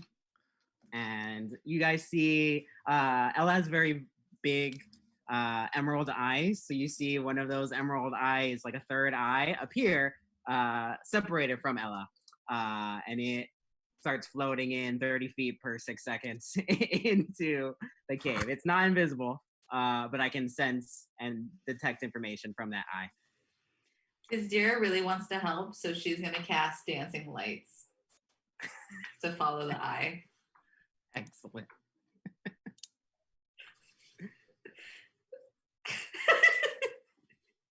We broke DM. Okay. Okay, great. Yep. So the eye, which is invisible to everyone but you all, and the dancing lights, which are not invisible to everyone but you all, head for the cave. Yeah, And as Kit they go, Do you make the Negative 1 dancing lights? intelligence. Do you make the dancing lights into like a dancing form? You can make the balls become. Oh, like a they're figure. totally like bouncing around. but like individually, got it's it. like a Yeah. sing-along bouncing balls. Excellent. Yeah, it's just Excellent. perfect. So all of that goes into the cave, and Ella, you see inside. Mhm, There mhm. are these several sacks on the ground. There's like 3 sacks on the ground. 2 of them are empty, and one of them is full up and tied at the top. And whatever's inside of it is alive and struggling. It's a small little sack. Ooh. You also see there are 2. Make me Eyeball check. intelligence nature check. Got it. 16. There are 2 what are very obviously to you ore eater orcs in this cave, and they are grunting and talking to each other, though you can't hear through the eye, right? I cannot. Great. So you can't hear what they're saying, but they're obviously Just talking visual to one another information. and occasionally pointing at the squirming sack. Okay. Only one sack I see squirming. Yes, just the one. Okay. And the there cave are. doesn't go. Go ahead. Go ahead. There's a little table in there, and like there's a few other things that, like, obviously this is like some sort of a place that they spend a lot of time, and you see papers on the table. Got it. Does the cave go further in and we just can't see if there's other enemies, or It goes a little way back, but then it just stops. It doesn't look like there's much else back there. It's a pretty small Okay. cave. I'll keep moving my eye around. Can I take a look at the papers? So there's an invisible eye looking at these papers. Yeah, so a couple of them are maps, and one of them is a list of 6 names, and one of the names on the list that has like a little, oops, that's the wrong page, that has a little check mark next to it, is, what is his name? Danvir Farrowwind. And the person who originally talked to us was Lena Farrowwind. Lena Farrowwind. Okay, great. Do I happen to recognize any of the other names? I don't think so. No. Okay, great. Yeah. So I'll send my. Well, I guess my eye can just stay there because is it concentration? It is concentration. Probably. Yeah. For now, I'll just keep my eye there, but I will explain everything to my party members outside. That looks Great. like there's 2 of these orcs and a bag and someone squirming inside. And you see the orcs sort of don't notice anything for a minute, and then one of them goes, and you can tell that they're pointing at the bouncing lights. Oh, great. There goes our surprise round. Are any of us rogues? Well, we can all No, get the same, benefit of some. But One last thing. Oh no, I'm not gonna send in an eyeball after a 3-year-old. That's probably scary. Also, I was gonna 3-year-old send wouldn't it be able to into the see bag. it, right? Oh, true. But the bag is also tied at the top, like it's been secured. It's tightly. It's like a burlap sack. It's not like it's not like a plastic bag. Like you can breathe Oh through my it, but it is God. tied at the top. All right, so Sorry, that we was need a darker than I plan. intended. I was trying to say something positive, and it just didn't come out right. no. We need a plan, friends. I mean, I'm Biz assuming you is tell like, us you could- all of this. like she's starting to get angry and ready to start turning. Oh boy. Oh, Oh boy. Miss Molly. being yeah. a barbarian. Ooh, this is rough. Okay. Yeah, Kit, I think as soon as you tell us about the sack and the Mhm. name being checked off, Kit's like, let's get him! Yes. And she's gonna start running towards the cave. I don't care Oh. if anyone's coming. She's Yeah, going. Biz Great. is 100% next to her, All right. running and going into a rage. Oh, Can I yes, at and least, while we're as running, we're running I'm wild there- shaping. Okay. Okay, yeah, I'll do Spirit Guardians as we're running in. Okay. You're far enough out that you all can have that. It's not a surprise round, but you can all have your action to wild shape and rage and spirit guardian. Spirit guardians move? I believe it moves with you, although if I am Oh, wrong about I'm that, thinking I of will- what's that other one that on Adventure Zone was Don DeLuise. What was that spell? Maybe not Don DeLuise. Maybe it was someone else. Guardian I of- don't remember. Does Guardian anyone of remember? something? Guardian of Faith. Maybe that's what I'm thinking of. It's not Don DeLuise. Who was it? Somebody in the chat will remember this. Question. How far are we from these things? Like once we like distance from like us running into the cave. Hold on, Miss Distance Obsessed. We're gonna roll How many- initiative. feet would you say? Hang on a second. Where is my pen? Here we go. All right.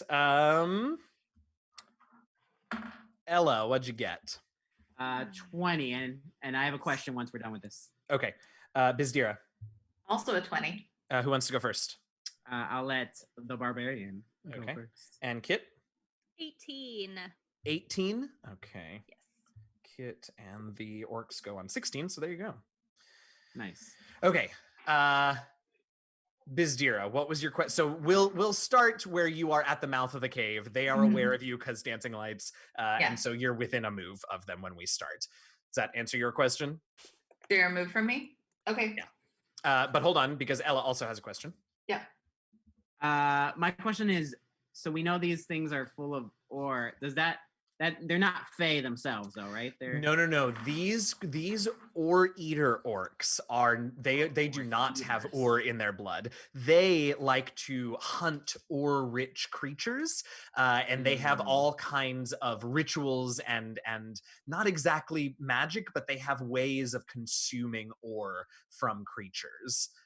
They're very dangerous, particularly when you get like a whole clan of them together. One or two is dangerous, but not insurmountable. But like a whole clan of them can wipe out a whole like Fae enclave if they're not taken care of quickly enough.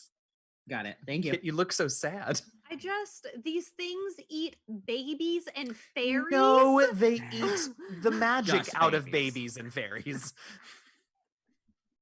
I don't know. I don't like it. Oh no! Wait. Hold on. Wait. Della Reese. Yes, that's who it was. You are correct, Josh. And yes, I was definitely talking about from the Adventure Zone. Thank you. Yes, Della Reese. That's who it was. Oh, Clint. What are we doing? Oh, we're fighting some orcs. We're fighting. So, Bizdira, you see the two of them in there. You see everything that Ella described to you. What are you doing? You are raging? I went into a rage, and so my dancing lights immediately go out. Yes, they do.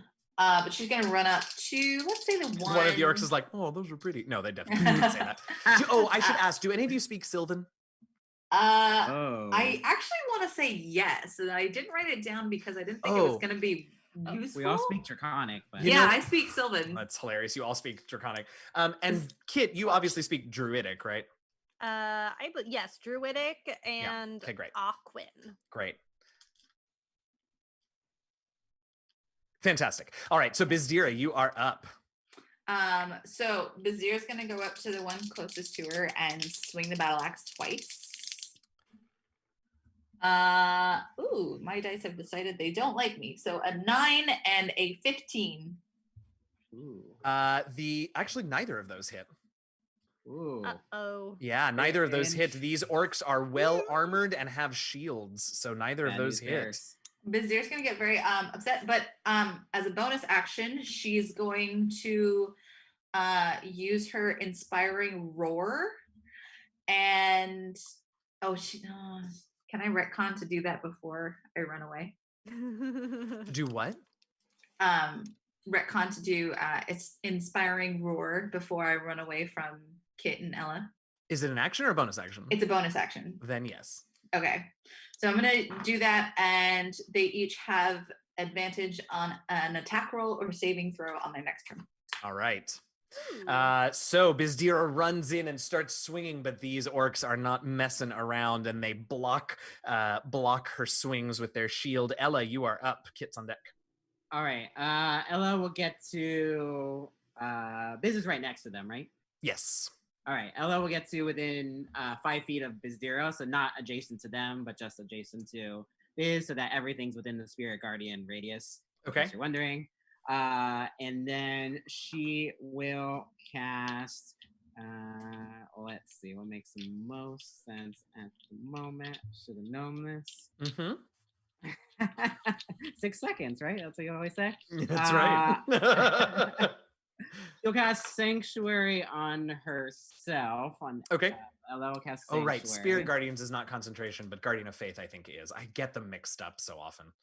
Spirit Guardians is concentration, but Sanctuary is not, I don't believe. Oh, you're right. You're right. Yeah, I don't know. I only break it if I do something that targets them. Right. And then I won't do anything for my action, but I will have Giraffe cast Bane again. Okay. Giraffe can cast Bane. That one's a natural 20. That one saves. This one I'm gonna have to check there. I can't imagine. Oh, okay. So it's a 16. Ooh, that one saves as well. Oh, okay. Giraffe. So Giraffe, is Giraffe still a sheep? Yep. So, and the orcs just look hungry. All right, that's my turn. All right, Kit, you are up. Ella has run up and done some things. You see these spirits surrounding Ella and sort of going for the orcs and frightening them and attacking them. Bizdira is there swinging away. What are you doing? Well, I'm a brown bear, so Excellent. I want to run up to them, and I guess I'm a brown bear cub again, so it's actually pretty cute. Okay. Until I attack. So I'm gonna go up and I want to try to attack. I get multi-attack, so I'll bite the one that Bizdira has been targeting, and then I'll use my claws on the other one. Okay. All right. So, here we go. And Bizdira, I get advantage on one of them? Yeah. Okay, so I'll roll the bite first without advantage. Ooh, that's not going to hit. Uh-oh. The bite misses. All right. And the claws go in for a 23 to hit. That, however, does hit. Yes, absolutely. Excellent. Nice. That's going to be 13 slashing damage. Oh, all right. 13 slashing damage. You roar and swipe across, and the orc is startled because that's a bear. All right, it is the orc's turn. I have so many documents. All right, here we go. The orc's turn. Do any of you? None of you have lost any hit points today, right? No. All right. We have not. All right. So one of them, the one that is next to Bizdira, that is that the one that got the claws, Kit? I think I said the one that Bizdira was fighting got the bite. So Okay, so the one next to you. Okay, so the other one is the one that actually got injured. So that one then is going to swing at you, Kit, with with its orc cleaver. That sounds Nice. horrible. I'm afraid. All right, that's a 24 to hit. Yeah. And that'll do 12 slashing damage. I'm gonna use a reaction to take an attack of opportunity. Yes, you can. And have the orcs make their whiz saves. Oh, yes, thank you. That's a 25. That'll hit. They fail. Okay. 9 points of damage. All right. Both of them also take 12 points of damage. Wow, Like this okay. feature. 12. Okay. All right. And then swing again at you, Kit. And that is 17 to hit. And that is another 7 slashing damage. Can I use my reaction again? No, you cannot. You get 1 reaction per round. Fine. Well, at least And I have once. I think my Spirit Guardians, because it damages them, even though I didn't cast anything, breaks my sanctuary. Just like Gotcha. Okay. But they did good. So the other orc, Kit, you hear it start to speak to the other orc in Druidic. And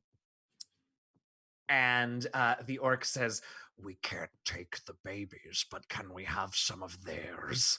And the orc that has now gotten the absolute living shit beat out of it just nods and like wipes blood out of his eye. And so I need you, Bear. Ella, to make a charisma saving throw, please. Is it trying to cast a spell at me? It is not. Oh, you sneaky duck. All right. Charisma save? Yes. 17. Okay, so you see it grab this weird talisman around his neck, which begins to glow, and you can feel it pulling at you, Ella, but nothing happens, and the orc's like, I'm very upset. So we go back to the top of the round with Bizdira. Okay. So first of all, Marcel is going to start screaming at Kit and Ella for a pack attack. Uh-huh. So they have advantage as long as they stay within 5 feet of me Okay. for this round. Yep. I'm going to. Ooh. Ella's on deck. Yeah. Got it.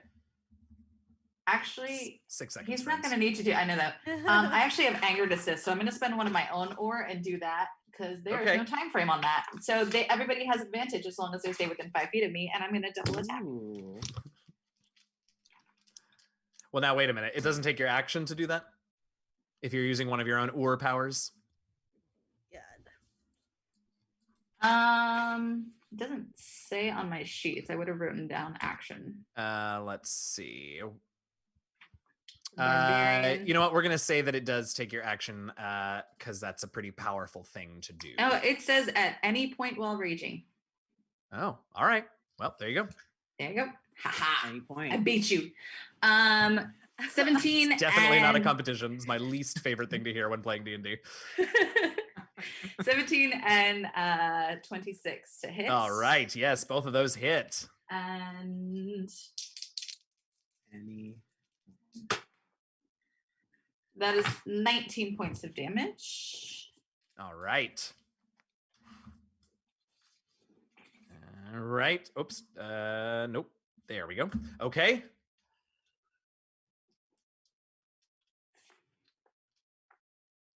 Anything else?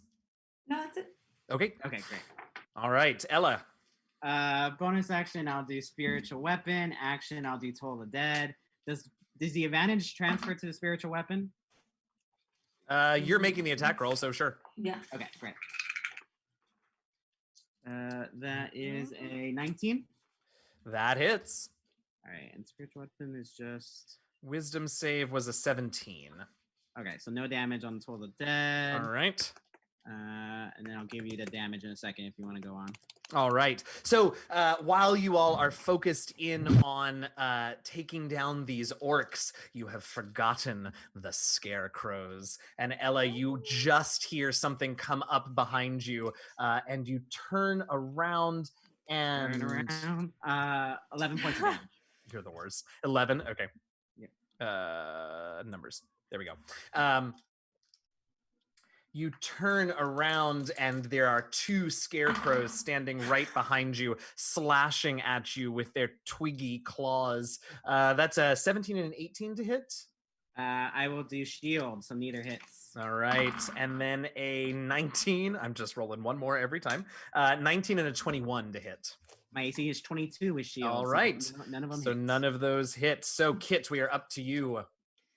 I'm still a bear, so I cannot say anything in Druidic to these people. That is annoyingly. true. The bare necessities. Yep. Get out. You explode. But I am going to use my multi-attack again.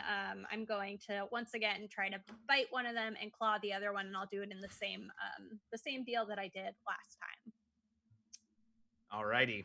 Do I get Do- advantage on both of those attacks? You do, it sounds like.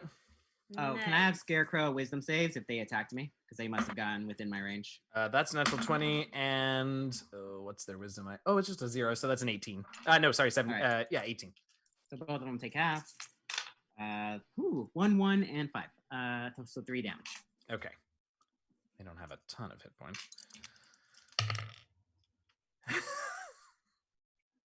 All right, what'd you get, Kit? So for the bite, that's a 17 to hit. That does hit. Alrighty. So that yes, that'll be 12 damage. All right, tell me how you kill this orc. Yes. Ooh.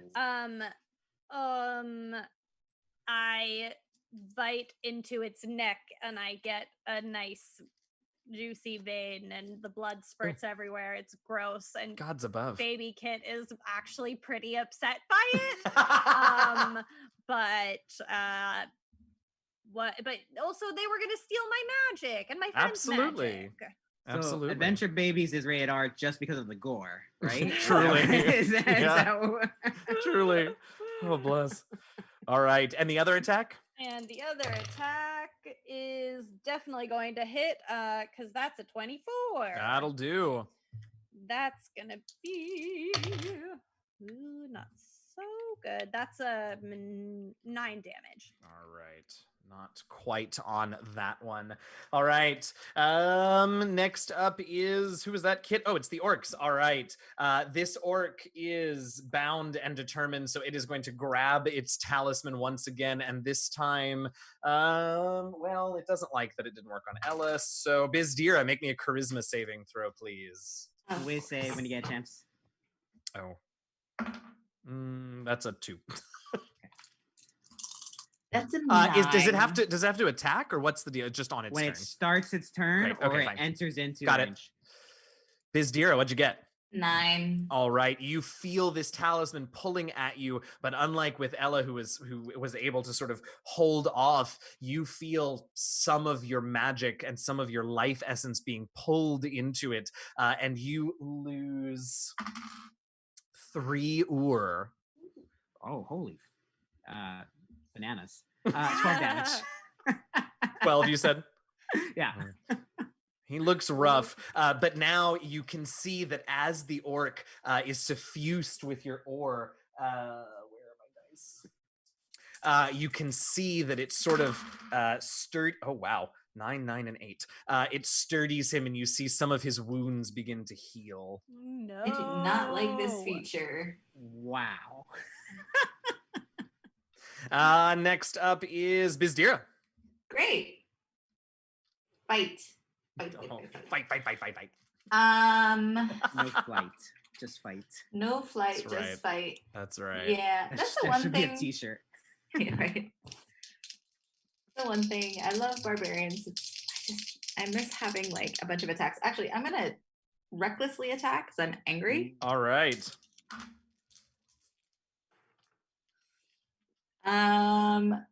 14. That does not hit. 15. That does not hit. 16. That does hit. How'd you get Okay. a third attack? So I did because I attacked recklessly. That just means you get advantage. Oh. Well, then I'm gonna reroll. Because I rolled 3 die, but okay, I'm gonna reroll. First one would miss. The second one would hit. Just roll and see if you got a 20. Well, so okay, so I rolled 3. I got an 8, a 9, and a 13. And a 10. Oh, okay. And a 13. So I got a 20, a 15, and a. Or Oh, I you hit counted twice. wrong. I don't yeah, care. I You hit counted twice. wrong. Let's go. Thank you. We can wear them 15. down. That's what you 15 say. points of damage. That's what I'm saying. Yes. Yeah. 15 total. Yeah. All right. All righty. Ella, you are up. All right. Let's do a 3rd level magic missile on the All right. orc, and then I'll spiritual weapon attack him with my bonus, and Alrighty. then I will have my familiar cast Bane on all 3 remaining enemies. So go ahead and make me 3 charisma saves. They all fail. Okay, great. Well, that die failed. The attack misses. The damage, so I don't have my d4s out, is 3, 5, 9, plus 2 more, plus 5, plus another 5. 19 points of damage on the orc. All right. That will tell me how it dies. So, in a non-graphic way, I don't know how this works, but magical bullets fly through the air, pierce it from different directions, 5 different directions, and it kind of just collapses. No beheadings, no gory bites to the throat.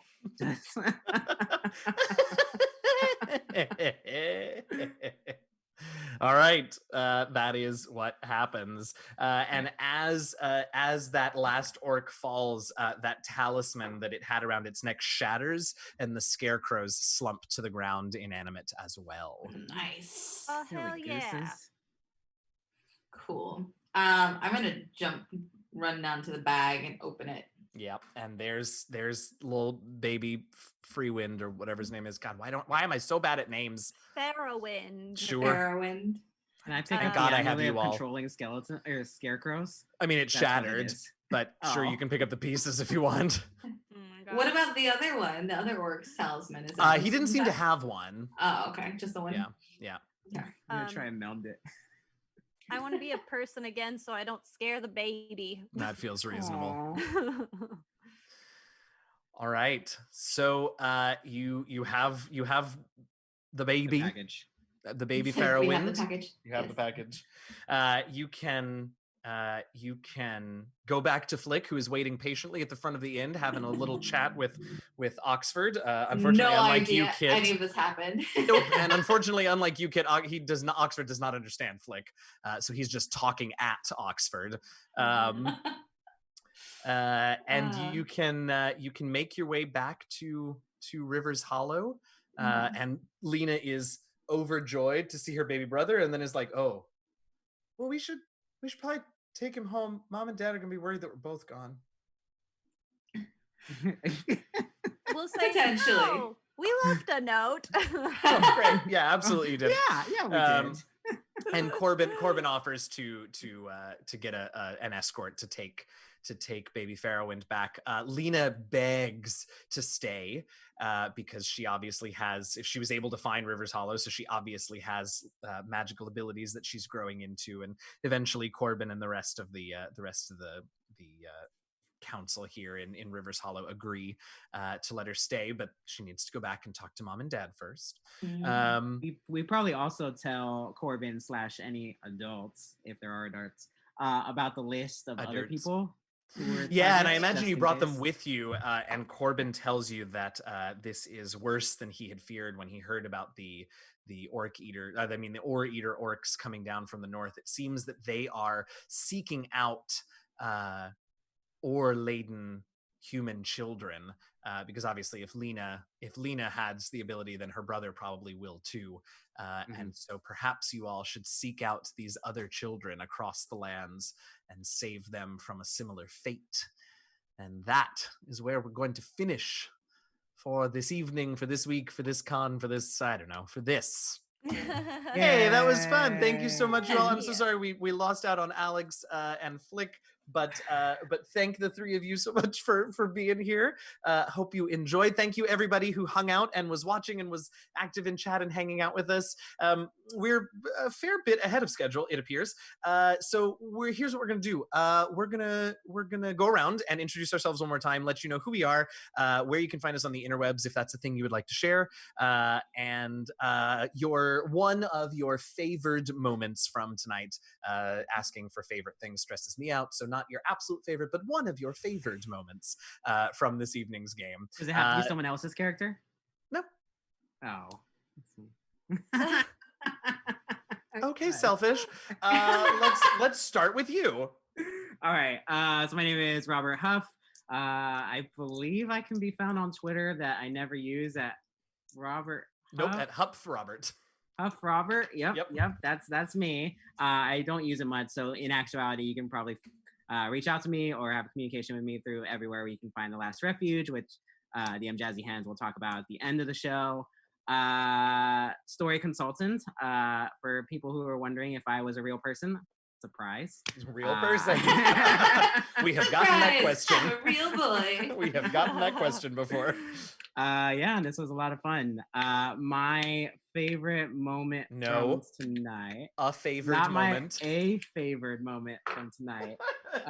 Let's see. From Ella's character, I think the little, very small moment with Giraffe looking up at the stars. Oh, that was cute. I like that.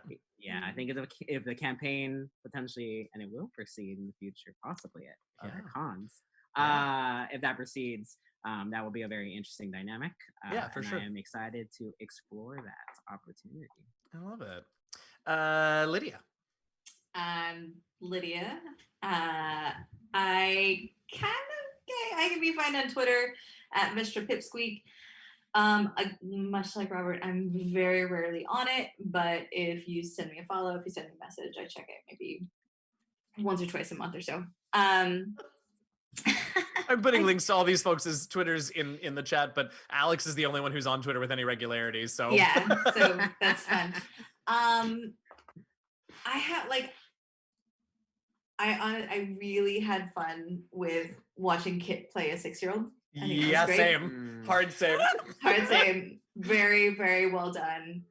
For sure.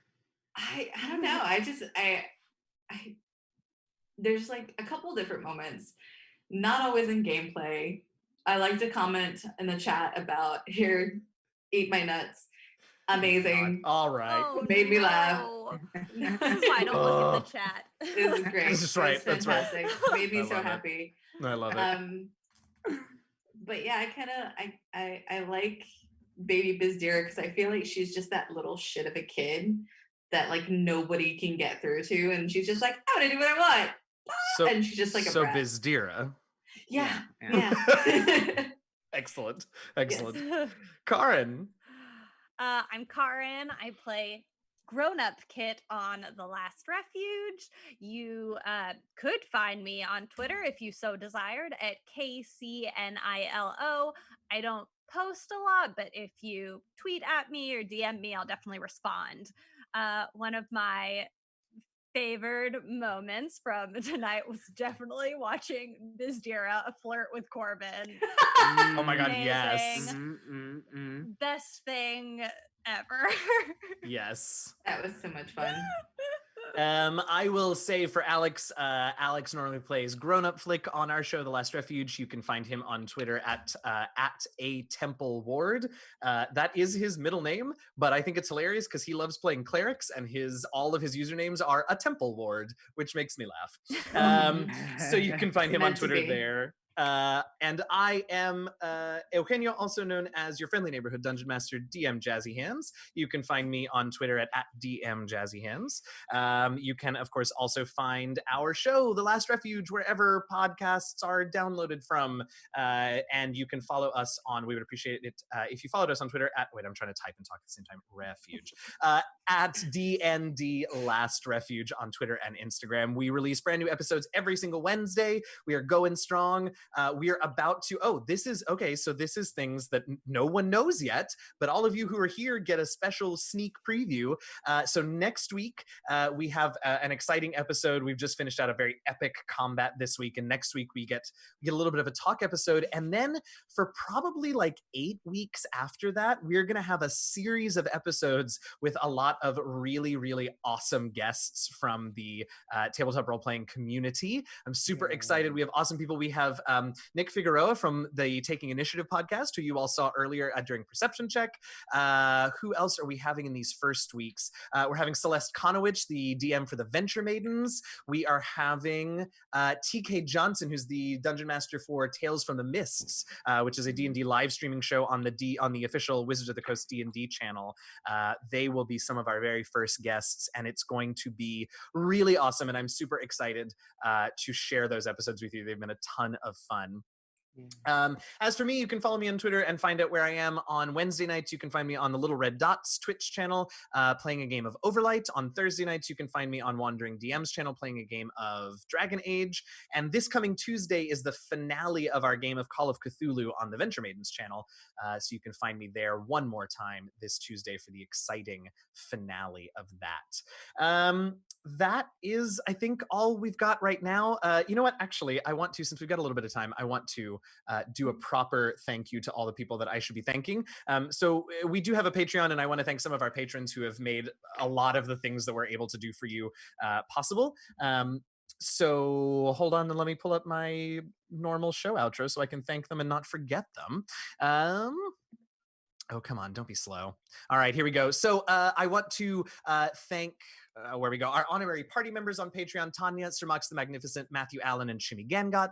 Our Shimmer Scale tribe leaders: Eugenio, Eliahu of Mert Grove, Lisa Diane Mercado Etheridge, and Misty. And our Shimmer Scale council members: Sabria Alston, Nat Rose, Tony A. Ellis, The Geekery, Lucas Hokum, Steffi Bernard, River Daniels, Stephen Mosley, Verpio, Kin, Jacob Finkel, Sam Ellis. A huge thank you to Rob Murphy, who is hopefully still in the chat, and the reason that we are here with you all today. Rob has been an awesome and super enthusiastic supporter and invited us to be a part of the con, and I couldn't be more thrilled that we were here, so thank you, Rob.